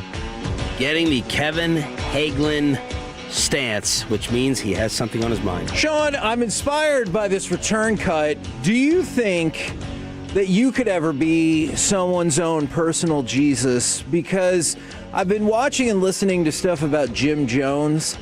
And the Jonesboro, was he Jonestown? We fly high. He no created. lie, that's where the phrase "drink the Kool-Aid" came from. Oh, because all those people committed suicide drinking the Kool-Aid that he said would, allegedly. like, take. So he spiked it. Yeah, well, yeah, because they were all going to ascend. Blah blah blah. So I wanted to know: do you think you could be an effective cult leader? Yes. Oh, can you tell me more about that? Well, a lot peer of pressures people into things pretty yeah, well. Yeah, I can peer pressure. I think I can lead. I can demand. I can yell. And I like to play mind games. Okay, man, it does sound like you might be ready I'm for interested this. in the psychology of things a lot of times. Okay. So how do I get someone? Like I'm parenting my 5-year-old through my 1.5-year-old. I'm talking to her like, bad. You're not good at this. No. And it's like a dog. and it's all things my son is good at. So I know my daughter's not understanding it. Okay. So my son's hearing what I'm saying to her. Interesting. And she's not absorbing it. And I'm not having to lecture him about it. Okay. You know what I mean? And do you think RJ would be the most likely of the group here to be in a cult? Be in or run? Not lead, be in. Oh, yeah. No. Easily the most likely. Eric. No. Oh, in this room or the station? No, the station. Eric. Yeah, Eric's already in one. No, stop. Oh my goodness, that Eric. Eric's just such a nice guy. I would see him going along with it too long and then getting stuck. Not of their certain beliefs I'll that tell you he's this. staunchly against. Choppy, I can bend Choppy's beliefs. Where is the cult? Are you looking for some? It's convenient. It's right by your house. Is it in my neighborhood? Yeah. Yeah, then I'd be in it. Okay. If it's outside the neighborhood, I'm not leaving. The top cult leader. A lot of effort, not going. The top cult leader, I think, would be either Choppy or Dawson. As Choppy Because is the here's leader? what you need. Here's what you need. Think about Marshall Applewhite. Think about Jim Jones. Think about who they are. And there's two things that they generally fit into.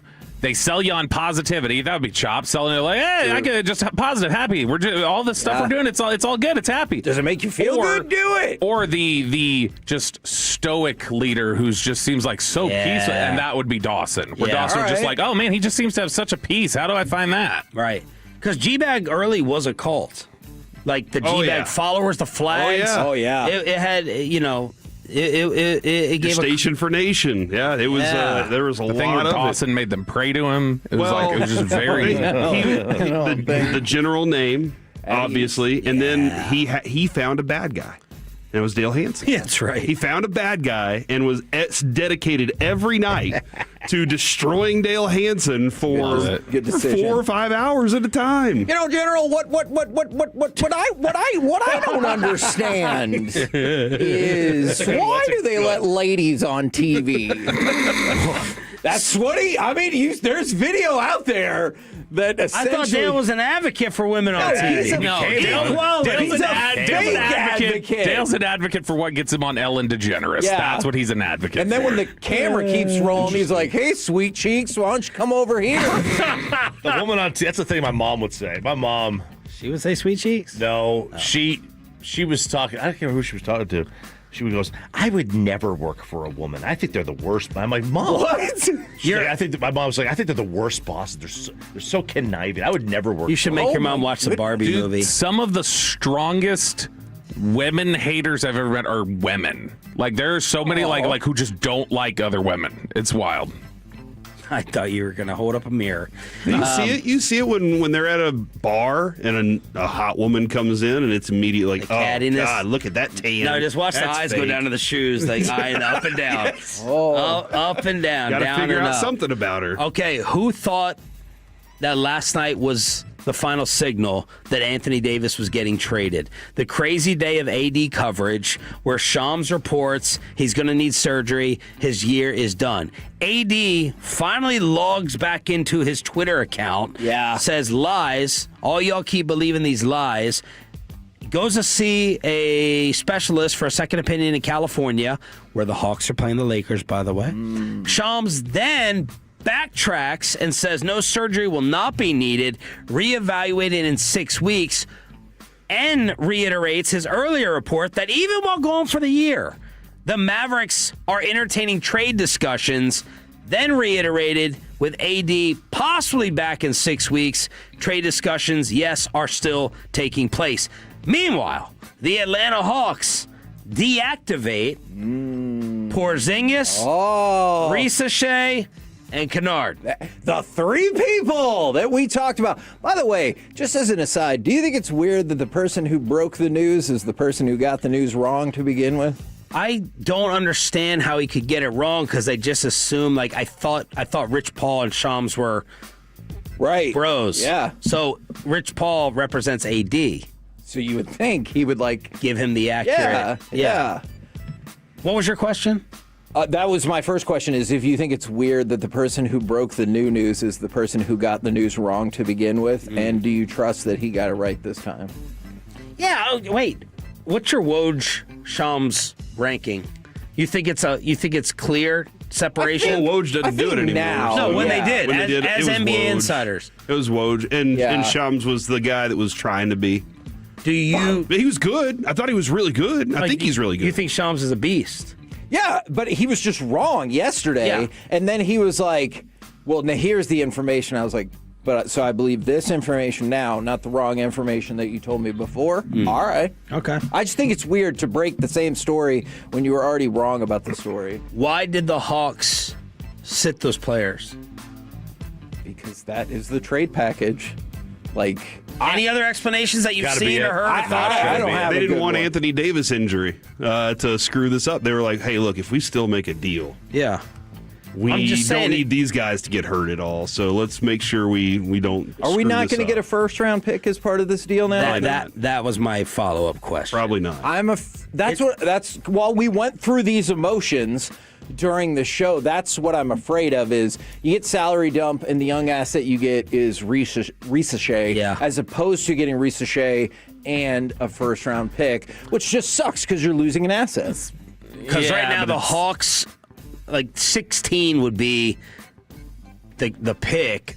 The number one pick's not going anywhere. They would get 16 from Cleveland as it stands right now. And I'm also confused at the appeal in the immediate time frame for the Hawks, who are fighting to even be in the play-in. It's not like they're the fourth seed and they're like, oh, well, we can wait. They need Anthony Davis now. One of you sent over the Celtics and someone else yesterday. By the way, Eric White. We have to. Well, there's two things you can do. We have to give that nut job a ton of coaching credit over there. Number one. Mazzulla? Yeah, that's Bobby's guy. Yeah, he's good. Love him. And then, I mean, this is super Legal impressive. screen. We all said Boston was done. You got to give Jaylen Brown a ton of credit, and then it could cause you to question Tatum even more. Interesting.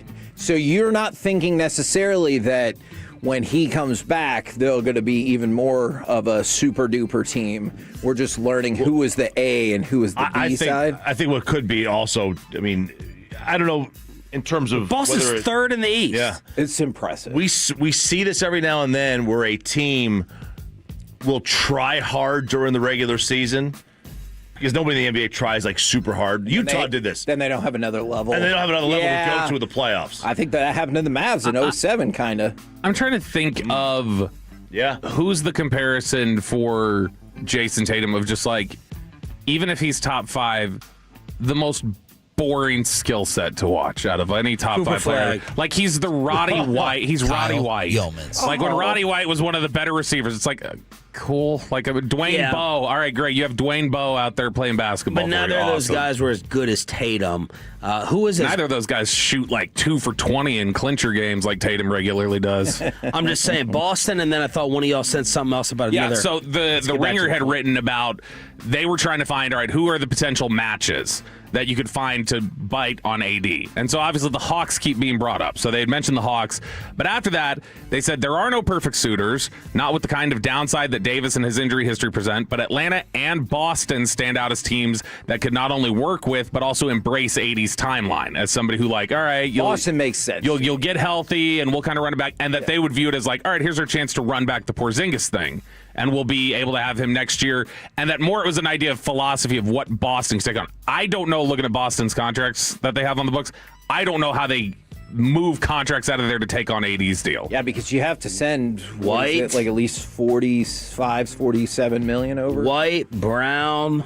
Yeah, you have Who else is making a ton there? So Tatum, Pritchard is who they like a lot. Oh yeah, they would have to, in order to take on AD's salary. I'm looking at it right now. They would have to give up White and Simons or White, Hauser, Pritchard. It's like a combination of people they'd have to give up, and that's a lot of their rotation. Yeah, I would do that second one. I don't know if they would, but I would do that. Or just give up Tatum. What's coming up, anyway. Corey? Would you do that? I would not take Jason Tatum. What, over Anthony Davis, who's hurt all the time? I've already got younger Jason Tatum here on the team. So Bobby. Right out of the gate, Shams is a chump. We do that to start. Shams. At noon today. Well, where is it, Shams? At noon today, will you make the Rangers a priority watch this year, or do they have to earn it from you? Oh, wow. On the home of the Rangers. Hey, we could still ask questions. Yeah, the Rangers and Cowboys don't hand us questions, all right? We've always asked whatever we want. We say what we want, too, right? Yeah. I want our bathroom discussion needs to take place tomorrow. Sean didn't wash his hands. You guys are talking at the urinal? Yeah. We do it. It's only the news station that's playing in there. Yeah. I don't know if I like that. It's always 1080 in Remember there. I told you about that? I was like, hey, dude. It's right about weather. And is it good? Is it accurate from Brunoff? Yeah, it's 5 out of 10. So what's interesting is you just said, on the home of the Rangers, but then with an opportunity to hype up 1080, you're like, man, it's mediocre. Great job, Kevin. Great job. We're competing against them. You're not competing against them. They have a signal? We're back tomorrow. It's the KNC Masterpiece next. That was a good save job. Thank you.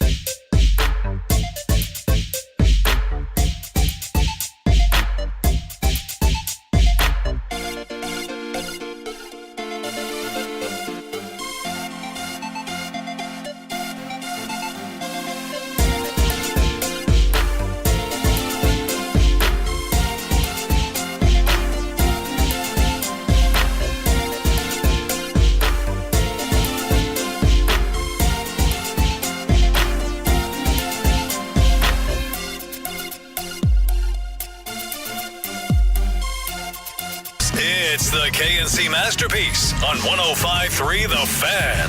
KNC Masterpiece right here on 105.3 The Fan, where you got me, Kevin Hagelin. You got, oh, man, Corey Majors. And, of course, the famous Alec Medford. Gentlemen, welcome to the program. How you doing, and how is everybody out there in radio land doing? 877-881-1053. The Frankel Injury Attorney text line, or the Twitch, or the YouTube. Gentlemen, I'll let you start. Kevin. Corey's not ready yet. Alec, it might be up to you. Things are going swell. But at the moment, I'm still trying to get the whole setup squared away. Okay. So, but everything's going really good. What is it that you need from Sean to better facilitate this? I need him and Dawson to not move the microphone. Okay. I need him to leave our text logged in and our Twitch up. Okay. And I need that's pretty much it. All right. Yeah, those two things. But other than that, things are fine. Things are great, man. It's Wednesday, dude. You know what Wednesday means? Go have sex day. Hell yeah. Tolo Go Day. Tolo Go Day was built for Wednesday. All right. Isn't that what hump day means? Hump day. Like that's the thing that happened to me, Alec, this morning. I was reading well, hold on. I was reading Twitter, and it was the official 105.3 The Fan Twitter page. All right. At 105.3, I'm assuming The Fan. And yes. And you could also follow the show at KNC 105.3. And it said, hey, do you want the Hump Day edition? And my brain went, Hump Day? Like immediately. Okay. So immediately all I think is Hump Day whenever I know it's Wednesday. And I don't think about the fact that it's an actual hump in the week. I think about the fact that hump means do the Humpty Hump. Yeah, Baby, do the Humpty Hump. Oh. Do me, baby. I wasn't going to say that part, Kevin. That feels a little aggressive. But that's so you don't want to start teasing our show by being like, it's the Wednesday edition. Let's go F right here on the Fan. If that's what the Tolos want, that's what we'll do. All right? But great. We are not a show of ourselves. We are a show for the Tolos. So Alec, how are you doing? That was Corey telling us how he was doing, I suppose. Alec, how are you doing? I just want to start compiling like a list or an audio vault of Corey Majors moments that have altered my brain chemistry, because that's one of them. Yeah. I was doing good, and now I have many thoughts that are swirling in my head that have nothing to do with being productive or doing radio. So How do you spell thoughts, though? We can talk about that off air. All right. Yeah. G-H-T-S. Kevin, how do you spell thoughts? T-H-O-U-G-H-T-S. Every time I say thought, I thought this, my son goes, oh, you thought? And I'm like, Arr! T-H-O-T. I get what you're saying. Yeah, but everything's good. What do you mean? I'm not. Is it that hoe over there? Is that what it is? I love how he asks it because he doesn't want to be like, oh man, what a break.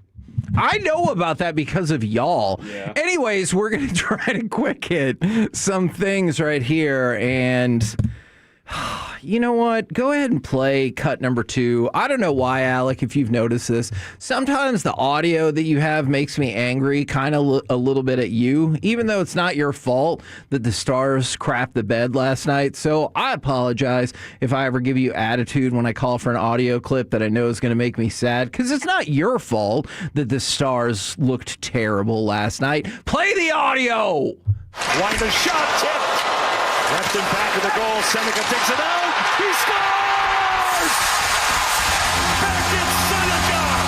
The rookie finds the cash, and the Ducks have a 2-0 lead. And what in the blue hell continues to be going on with the Stars? This is not a good team that you lost to last night. Anaheim broke a 9-game winless streak. They had not won a game since December 20th. And yes, I realize by bringing that up, that opens up the path for every single person to be like, oh, 1 in a year? Oh, Kevin, I haven't talked to you since last year. That's how angry I am about this dumb Stars loss that I'm going to open it up for that potential discussion. But yeah, this is a team that hadn't won in like 3 weeks. Yeah. More than 3 weeks. Yeah, the Stars currently are your get right team. If you want to get right, you can play against the Stars and you're going to do okay.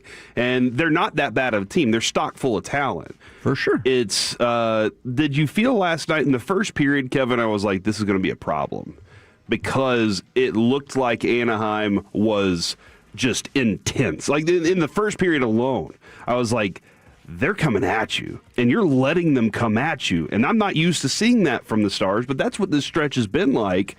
It's felt like other teams can just go at you, and you don't have an answer to them. Yeah, and look, and it didn't help that right before the game, you find out that Miro is going to be out. I know Gulletson said it was a personal issue. It should be short term, but it always feels like it's a bad sign when one of your best players you find out right before the game is not going to be out there. I thought Casey DeSmith was solid again. If we're talking about people that, because realistically he gave up 2 goals and it only given up 1 through the first 2 periods before the Beckett goal kind of made it feel like maybe the game was out of reach, though Rope scored late. I think Casey DeSmith, if we're going through Stars players that have played at the absolute minimum to your expectations and more than likely beyond your expectations, I feel like Casey DeSmith is pretty dang high up on that list. Oh, I mean, to the point of, one of the things Robert Tiffin was talking about with us yesterday, Kevin, was the don't take it not seriously that Casey DeSmith has the back-to-back games. Right. And that has a lot to do with Otter, but also a lot to do with the way DeSmith's playing. And that's one of the other things, Kevin, I was thinking last night as the game was going along. I was like, man, we have been pretty blessed with some good netminder play as Stars fans over our years, with obviously Belfour, Turco. We've had some really good. Kari Lettinen was really good for a while, and then he fell apart. Bishop was really good. Dobby was awesome for his stretch. So I was like, man, we've been very lucky to be able to find good netminders. Have we ever had the best? Have we ever had the best dude? Or is this kind of like the Stars where you're really good across the board? Yeah. But you don't have the best player anywhere. And I think, that's an intriguing hypothesis because I think that's one of the reasons people were so jacked up about bringing in Rantanen because you thought maybe he could be the best. Look, that's putting aside the fact that Connor McDavid exactly, exists. Connor McDavid exists. But I think when you say the best, it doesn't have to always be number one. It's like, a top 5, top 3 player. Who on any particular night can be the best player on the ice. And I think that's what jazzed so many people up. You felt like that with Otter sometimes. Yes, exactly. And Not so this Otter is a great example. There are times when I'm like, man, he really is one of the best goalies on the planet. And then there are other times you're like, I don't really know what that was. I feel like you can say the same thing about Hintz. We've already talked about it with Harley. I think you can say the same thing about Heiskanen. Obviously, we've had multiple conversations about that with Robertson. And I think that's one of the intriguing reasons that you brought over Rantanen is not only because of the pure talent, but you're like, oh, no, I've seen plenty of games where he takes over. Exactly, and he becomes the best player on the ice. That was go back to Toronto winning the national championship, not the NBA championship. When Toronto won, throughout that run, Kawhi Leonard was the one in the fourth quarter that said, "My game, guys." Right. No, I can still get assists, but it's my game now. And that's when I talk about, when you hear me say it, it's not just a word. Transcend. Whenever it becomes time, somebody else goes into another dimension and becomes somebody else completely and says, my game, nobody else is getting this game from me. And yes, we've seen Rantanen do it once. We've seen him do it before. Feels like Draisaitl does it against us all the time. He's like, guys, don't worry, Connor, you're fine. I'm good over here. But this is the one where I'm like, okay, who's going to? I love Jason Robertson because I know he can give me a goal in a game most nights. I know he's going to give me good effort. I know I'm going to get something that's like, wow, that was awesome. Great job. But do I believe that if the game's on the line, Jason Robertson's going to take over? I don't yet. I need to see it. And I'm hopeful to see it at some point. But I do feel like Rantanen occasionally can. Occasionally he can disappear too. Yeah. Look, and so I saw this come in, and I hear what people are saying on this. It's the Stars' third game in the last 4 days. They're on a road trip. But that ignores the bigger picture that we've been talking about for like the last 3 weeks, right? Okay, so let's say going up to the Montreal game, you'd been playing well. And then you hit this 5-game road trip, and you're like, well, you went 2-2-1, so you got half your possible points. That's, and I know you still have Utah to go, but so far you're like, that's not so bad. All right, but if you count the Montreal game and you go back, 3 of which were home games, you had lost 5 straight going into this road trip. So I don't want to discount the 3 games in 4 days and being on the road trip, but I feel like that ignores what happened on the other side of it. And when you combine what happens on the other side of it, you have now lost 8 of your last 10 games. And this one last night, You don't think you should have at all? I do, actually. I think you probably should have lost this game worse. Okay. I thought the score, especially when you pulled your goalie, you scored no 5-on-5 goals yesterday. Oh, yeah. Because when Rope scored, you pulled your goalie for an extra attacker. That was one of the first things I wanted to make sure I kept track of. Exactly. And so, I don't even think this game was as particularly as close as the score would lead you to. And then when you factor in no 5-on-5 goals, then when you factor in you've lost 8 of your last 10, that's a lot to build up. I will add in last night during the intermission between games, the broadcast was talking about the game previously, and they were like, look, man, these back-to-backs can be killer. And they did point that part out, and I was like, yeah. And then my brain goes, oh, crap, we're on a back-to-back. Right. This isn't good for us. So can we just not schedule? Like, can they not schedule back-to-backs? All right. Like, come on, it's 82 games. Spread it out a little bit. Well, I have great news for you. We don't have any more for the rest of the year. Okay, I have moderate news for you. Yeah.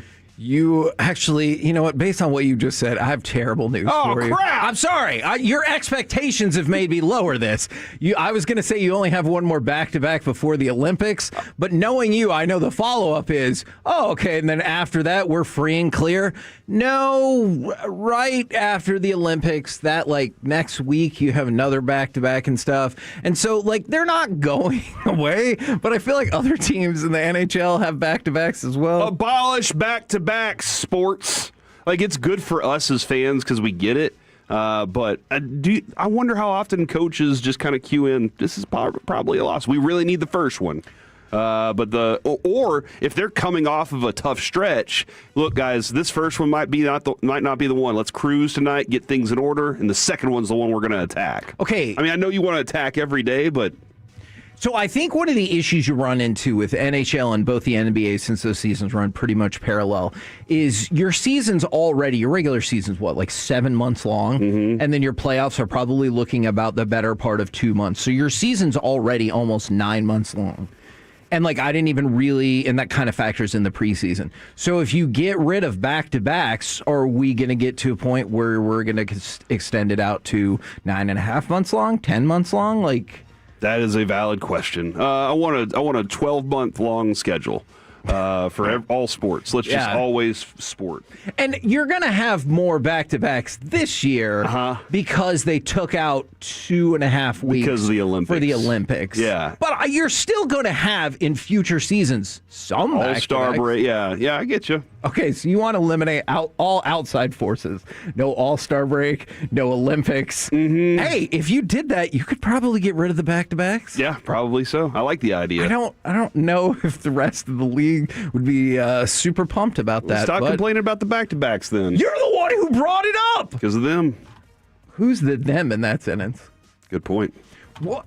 We're... okay. Did you not consider that yet? You know what? The players, dude, they're the ones that complain about it. They're like, actually, they don't. It's the media that complains for them about it. Man. So back to me again. I feel like I'm in the middle of an inception right now. We're the KNC Masterpiece right here on 105.3 The Fan. Coming up next, we power rank the remaining NFL playoff teams and quarterbacks if we have time. Next on The Fan. Sean and RJ, the KNC Masterpiece.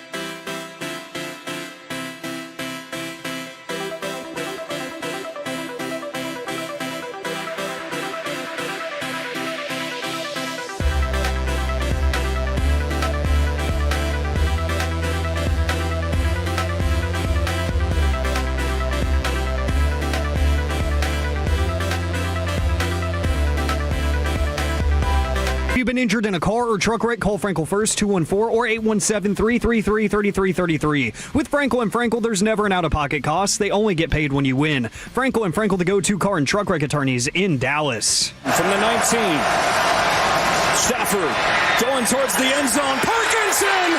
What a catch! And the touchdown!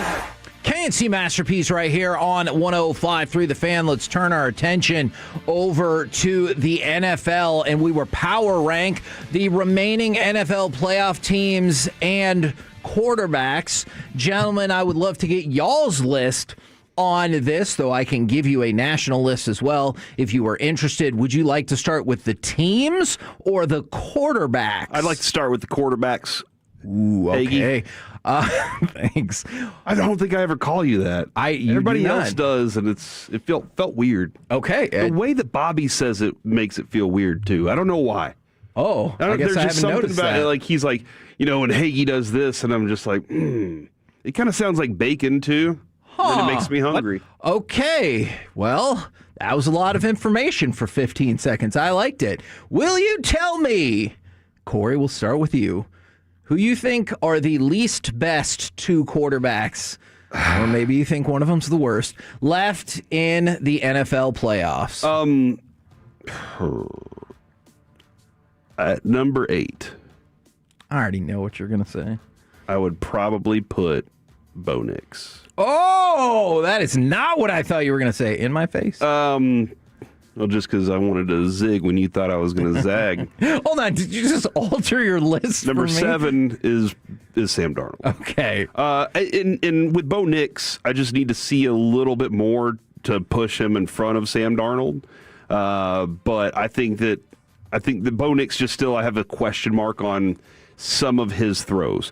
Not necessarily his decision making that much. I think that him and Sean Payton put a good plan together. Okay. To keep their defense from being exhausted. Because the whole key is you have to sustain drives to keep your defense from being out there. The other night, there was the play where Rankins ran it in for the touchdown against the Steelers. And he's sitting on the sideline, and he's kind of going through the whole, like, here's what I did. I just grabbed the ball and everything. And I can't remember if it was Hunter or Will Anderson was next to him and had the oxygen.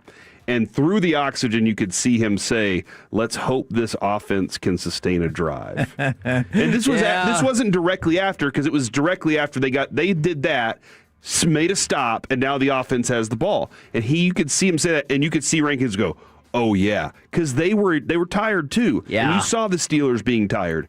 All Bo Nix needs to do a lot of times is sustain drives so his defense can keep him in the game. All right, so I'm intrigued by something that you said, and we're going to loop back around to this once y'all's list is done, both of you guys.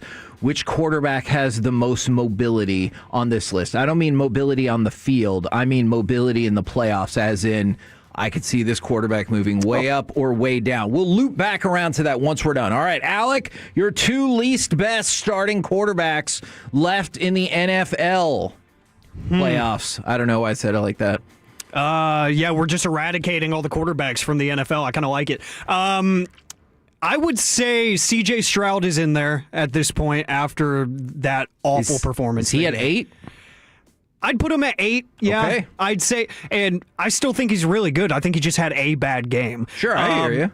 Then I'd put Sam Darnold there, just because, again, we know what he is in these situations, but we haven't seen him play because he's a 1 seed. So I'd say those two in that order. I'd go 8, C.J. Stroud, 7, Sam Darnold. All right. Corey, will you give me 6 and 5, please? I think 6 will be C.J. Stroud for me. Okay. Mostly because of experience level. He needs more time on, Bobby says this a lot, time on task. Yeah. He looked very confused a lot of times against Pittsburgh. Again, Pittsburgh can do that to you. Maybe he just hates the cold. But he didn't look the fumbling issues throughout the game. There are moments where there looks like nobody more comfortable in the pocket. And then other moments where you're just like, he's panicking. So I think Stroud, he just needs a little bit more from me. And then I'm having a little bit of a problem. Because when you ask about mobility, I think Caleb Williams could be 1 or he could be 8. He is one of the options, I think, for who could switch on that. And I feel like Brock Purdy is kind of right. Like, you know exactly what you're getting from Brock Purdy most nights. Yeah. You're getting a brilliant game plan from Shanahan that's going to set up opponents throughout the game, and he's going to execute it perfectly. So I'll go with Caleb Williams 5. Okay. And that'll push Brock Purdy 4 for me. All right. Alex, 6 and 5. I'd go Bo Nix at 6. Okay. Because, again, I think he can fluctuate depending on how he plays and if he remains in the playoffs after this weekend. Then I'd probably... I think I'd go Caleb right in the middle there. Okay. I'd say right around 5. I could have listened to 4. I could have listened to 3. Like Corey said, he can move around a lot, but I'd probably put Caleb at 5 just because it wasn't perfect. So right now you guys have the same quarterbacks in the top 4 because you both have Caleb at 5, Sam Darnold at 7, and then Corey, you have Stroud at 6 and Nix at 8. And Alec, you have Nix at 6 and Stroud at 8. You said Purdy is 4. Yep. Who's your 3? It's going to be Drake May. Okay. And I think this is fun because I saw somebody talking about who throws the prettiest football, and I was like, dude, Drake May. Yeah. You watch him throw, and you're just impressed. He has mobility, not mobility to go up and down, but he can run. He has a lot of qualities, but not enough experience to take over the top 2 spots yet for me. Alec, you're 4 and 3. Number 4, I'm going to go Brock Purdy. Okay. Unless he decides to do randomly like he likes to do sometimes and be Superman and start running around with the ball, then he could easily be 3. 3, I'm going to go with Drake May as well. As much as I love him, I can't put him above Stafford yet. Okay, which brings us to the top 2. Y'all both have Allen and Stafford in the top 2. How does the ranking go? All year long, I've been very consistent with Matt Stafford being my number 1 quarterback. Today, this changes. Oh! And it's for the simple fact that, I know Matt Stafford can escape the pocket sometimes. He's shown that ability. Josh Allen, though, puts a cape on every Sunday. Yeah. And I think Matt Stafford benefits a lot from having a pretty great offensive coordinator, like a genius offensive coordinator as head coach. Like that dude puts a fantastic plan together. And I think he also benefits from having one of the if not the top 3 receiver in the league, if not the number 1. I mean, Smith and Jigba and Puka vying for it. And then obviously Pickens was 3rd, but nobody gave him the credit because of the on-field play wasn't considered. Is that No! I thought we did our presentation. He felt like he was very clearly the 4th or 5th best receiver You presented in football. it. I disagreed because I love George Pickens, and obviously you don't. But I understand what you're trying to do. You're trying to knock down the value of his price. I see that. Yeah. Now that I know that, I'm sorry, Kevin. He's a $28 billion receiver. But Josh Allen puts a cape on, and I got to give him Now, I'm concerned about physically how he's going to be able to manage these playoffs if he keeps playing this style. Or if the rest of his team keeps dropping. Jeez Louise, man. But I'll give Josh, this is quarterback ranking. Yep. I'll give it to Josh Allen first. Alec, what say you? Sorry, Corey, I got to go inverse there. I'm going to put Stafford at 1 and Josh Allen at 2 just because Josh Allen has not done the things that I think he is capable of doing in the postseason yet. And I've seen Stafford do it, and I saw him do that. The highlight that we played coming back from break was that final touchdown to go ahead against the Panthers where he absolutely locked in after being imperfect most of the game. I've seen Stafford do it before. I think he's going to do it again at this point more times than Josh Allen, but I hope it is Josh Allen's year. All right, I have a couple of bonus questions for you, and we're going to get to the mobility. So, is Matthew Stafford a Hall of Famer? I think so. I think he deserves to be in the Hall of Fame. Okay. Do I think he's the Hall of Fame of the Hall of Fame? No. Right. But I think he will. I think he should wear a gold jacket. Alec? 100%. Okay. He is in my mind. Then my next question. Will Josh Allen be a Hall of Famer? Because one of the things Stafford has going for him, and I get it, people get mad about wins are not a quarterback stat. I hear you. Hall of Fame voters seem to think that is inaccurate. Mm-hmm. And Matthew Stafford has won a Super Bowl. So the question I present to you. I do wonder, because by the time Josh Allen gets there, the voting room might look different. That's fair. And this I can't project. Yeah, this is a conversation like we might get to have later. For sure. Because as the game has changed, have the rules changed for those things? Because the game was never as important on the quarterback or as heavy on the quarterback as it is now. And you see Josh Allen, Lamar Jackson, those guys take on the entire game for them. And I do wonder how much more importance people put on that. The fact that Josh Allen's name is mentioned so often, or if they just go back and go all pro, these numbers, and that's how we decide this. And obviously championship games and Super Bowls. Yep. Will he be? Not without a Super Bowl. All right, so if you had to pick right now, no, he does not make the Hall of Fame. Unfortunately, no, based on old people standards.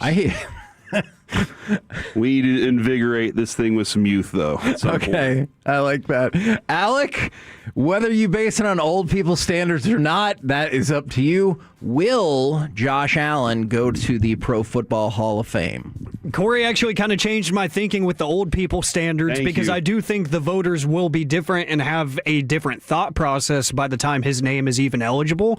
So I do think the idea, kind of like we talked about with Darren Woodson, you know, the idea of changing the position and your impact on the game itself, I think that's going to matter more in the future when it comes to Hall of Fame consideration. And the fact that every time Josh Allen touches the football field, you see the first time in NFL history stat pretty much every game at this point. He's breaking records. He's setting standards that we haven't seen before. He's got an MVP to his name. I think he will be. All right. And I'm playing some devil's advocate here, okay? Somebody said, yes, it's no different than Dan Marino. I'm just going to throw this out there. Dan Marino led the NFL in passing yards 5 times. Josh Allen, none. He led the league in passing touchdowns 3 times. Josh Allen, none. So I hear what you're saying from it seems like he's an elite quarterback with potentially no Super Bowl. Though he's only 29 now, still plenty of time to go. But I do think there are some differences. Josh Allen is a damn fine player. People really thought that Dan Marino revolutionized the position. And I'm not quite sure if that same thought is there for Josh Allen as opposed to, man, he's so freaking good. You know what I'm saying? Yeah. And Kevin, it's your fault that I think the way I do about the Hall of Fame regarding quarterbacks. Because of our study. You did a study that gave me factual information. Now, Now that study might be outdated, and you might have to revisit that at some point. For sure. But I think it's been pretty consistent, and it's been pretty accurate. Yeah. No, that all that information was not presented with my opinion whatsoever. All right, so now to the question. Corey, you have Allen 1, Stafford 2, May 3, Purdy 4, Williams 5, Stroud 6, Darnold 7, and Bo Nix. Who has the most mobility in terms of changing their ranking, whether it's for better or for worse in your ranking? Caleb Williams and then Bo Nix, because I don't think I can feel like Josh Allen's 8. For sure, yeah. But I can see him being like 5's about as far as I can go down there. Yeah. Drake May does, like, I feel like I know where Drake May is too. Brock Purdy, I know where he is. So I would, and CJ Stroud could change my mind, but this season offensively, they've relied so much on their defense, I don't think he will. So I would say Caleb Williams 1 and Bo Nix 2 for mobility throughout the rankings. Okay, so you see both potential quarterbacks moving up the board. All right, Alec, for you. Or down. Okay, well, that is not what you said. Alec, for you. Who could move the most? Which quarterback could move up or down this rankings the most? Because you've got Stafford 1, then Allen, May, Purdy, and then Caleb Williams at 5, Nix, Darnold, and Stroud. Honestly, I would say Nix, but I'm tempted to say Purdy. Because I've seen him off schedule make some incredible decisions that make him look like one of the elite quarterbacks in the league. Then he has his games where he is strictly a game manager, and he's fine. But he can turn it on sometimes. He really can, and he can take control of a game. So I'll throw Purdy in the mix. Okay. Kevin, I know that we got clock here, but a lot of people are asking this, and I don't know how this fits into the study. Total touchdowns. Because that never mattered. Good question. During the Randall Cunningham era, because he was still competing with guys that were pure passers. And I wonder how, because of the way the game has changed, how much total touchdowns changes the movement of Josh Allen and maybe a Lamar or so. Even a Patrick Mahomes is already in. Good question. I will attempt to crunch the numbers in the break. Good job. And get back with you on the other side. Coming up next, the answer to that. But also, baseball nuggets. Do MLB front offices think the Rangers front office is any good? Next on The Fan. Coming up in the next G-Bag Nation, we got Tim.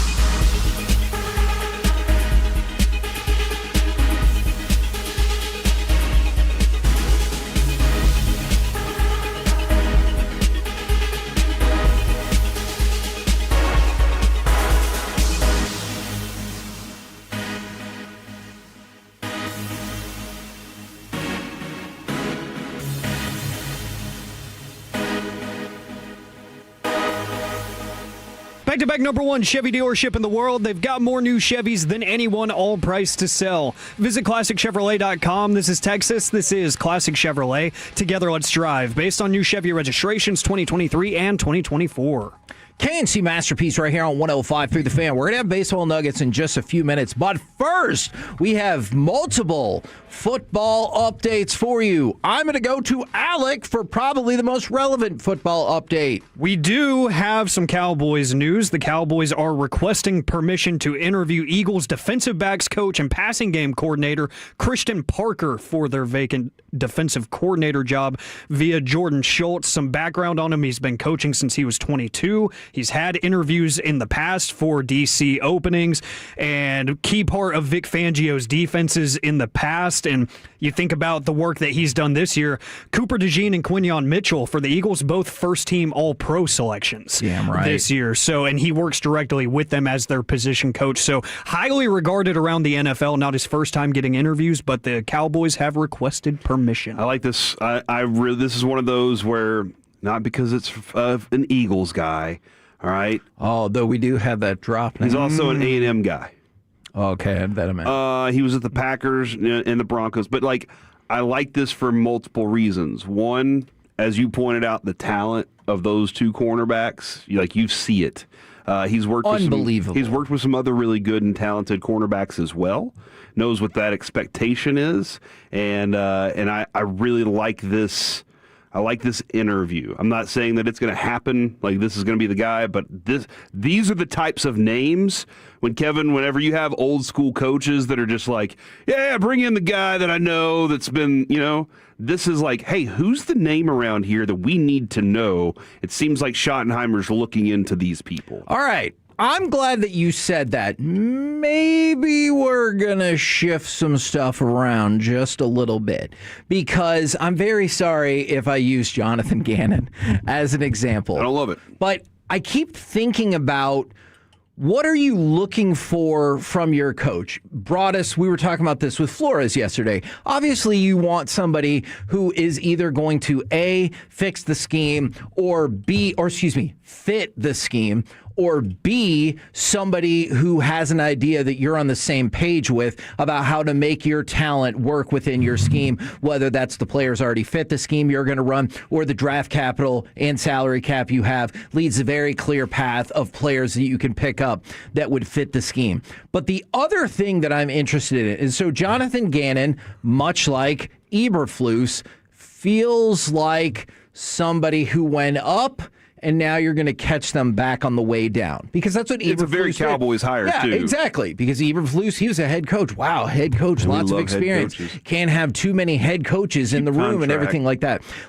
That's cool. Do you want that? Because that does seem to be the Cowboys' MO. Or do you want the guy, like Alex said, that's been coaching since he was 22 and worked his way up from Virginia State to Norfolk State to now the Philadelphia Eagles, where he was their defensive backs coach last year when they won the Super Bowl, but has not been a defensive coordinator yet. And I know that's just part of it because there can be a lot behind everybody's individual story. But I'm intrigued by, do you guys like the idea of the coach that's potentially ascending as opposed to the coach like Jonathan Gannon, sorry again, that perhaps is descending like Eberflus was before?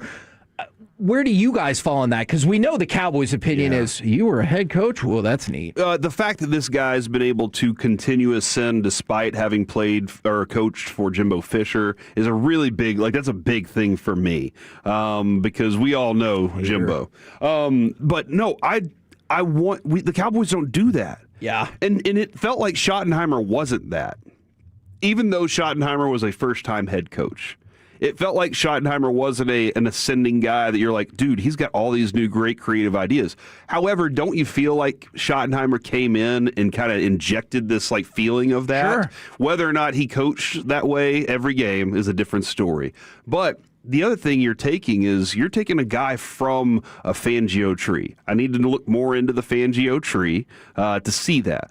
But I want the person who is on a trajectory of A, they're hungry to prove, And you thought Eberflus would be hungry to prove, but for whatever reason, the football was not right between him and the players. And it seems like this guy right here has his secondary playing at a level that is the quality that you want for the future of your team. Again, this isn't the only option. There are lots of options. And actually, Kevin, you're up to 7 interviews now. Right now, this is the first time I've felt during coaching searches the Cowboys have brought in good options. Yeah. More than just one. Yeah. To suffice the, you know how you do hey, bring in 3. One they're going to hate, one they're going to love that they can't afford, and then one that we're going to give them. Or this seems like you're giving them all the options and you're bringing in more and more good ones. Or it felt like at the bare minimum they brought in the Rooney Rule candidates and the person they were actually going to hire.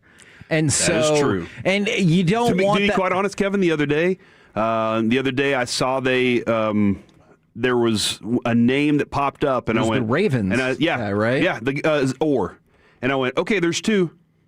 That's what for the longest time it's felt like that was the Cowboys' approach was we have a minimum we got to get to, guys. Yeah. And this one feels like no, we just want to know who the ones with the best ideas are. And by the way, in case people care about this, because we were discussing this and doing our own research, and the only reason I think Orr stood out is because you're like, man, that Ravens defense was so bad. But he is local, and that kind of makes sense. In accordance with the Rooney Rule, when it comes to coordinators, head coaches, and general managers, you have to interview at least 2 minority candidates. By the way, a new wrinkle that the NFL threw in a little bit ago is you can interview a woman candidate, and that counts as a minority candidate as well, even if she is white, in case you were curious about that. You don't have to interview a woman candidate, but if you do, that counts towards your bare minimum of 2 on that front. And also, the NFL has a fund that they distribute money for to make sure that every single team in the NFL has at least 1 black coach on the offensive coaching staff,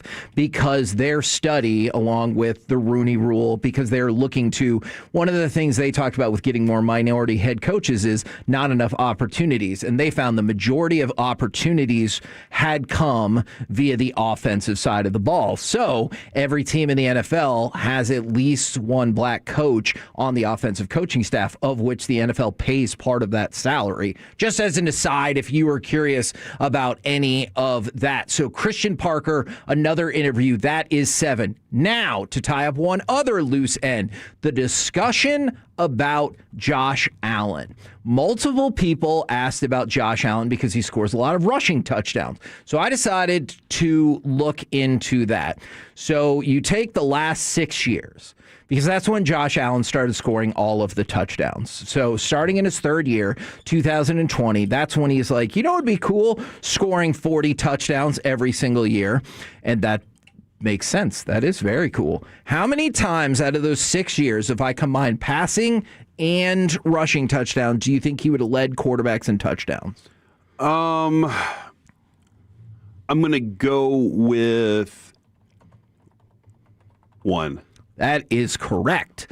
1 time. Because Lamar exists, and sometimes his passing touchdowns have taken a hit because of the way that they've called the games. And so he's taken like 20-something touchdowns, but you really don't get as many rushing touchdowns as you think. Yes, that is true. It was in 2023 when Dak Prescott led the league in passing touchdowns. I believe he had 36. He also had 4 rushing touchdowns. That year, Josh Allen had a total of 44 touchdowns. Was that the year that Dak finished 2nd in MVP voting? I do believe that is correct. Nobody talked about that much. Yes, we all know.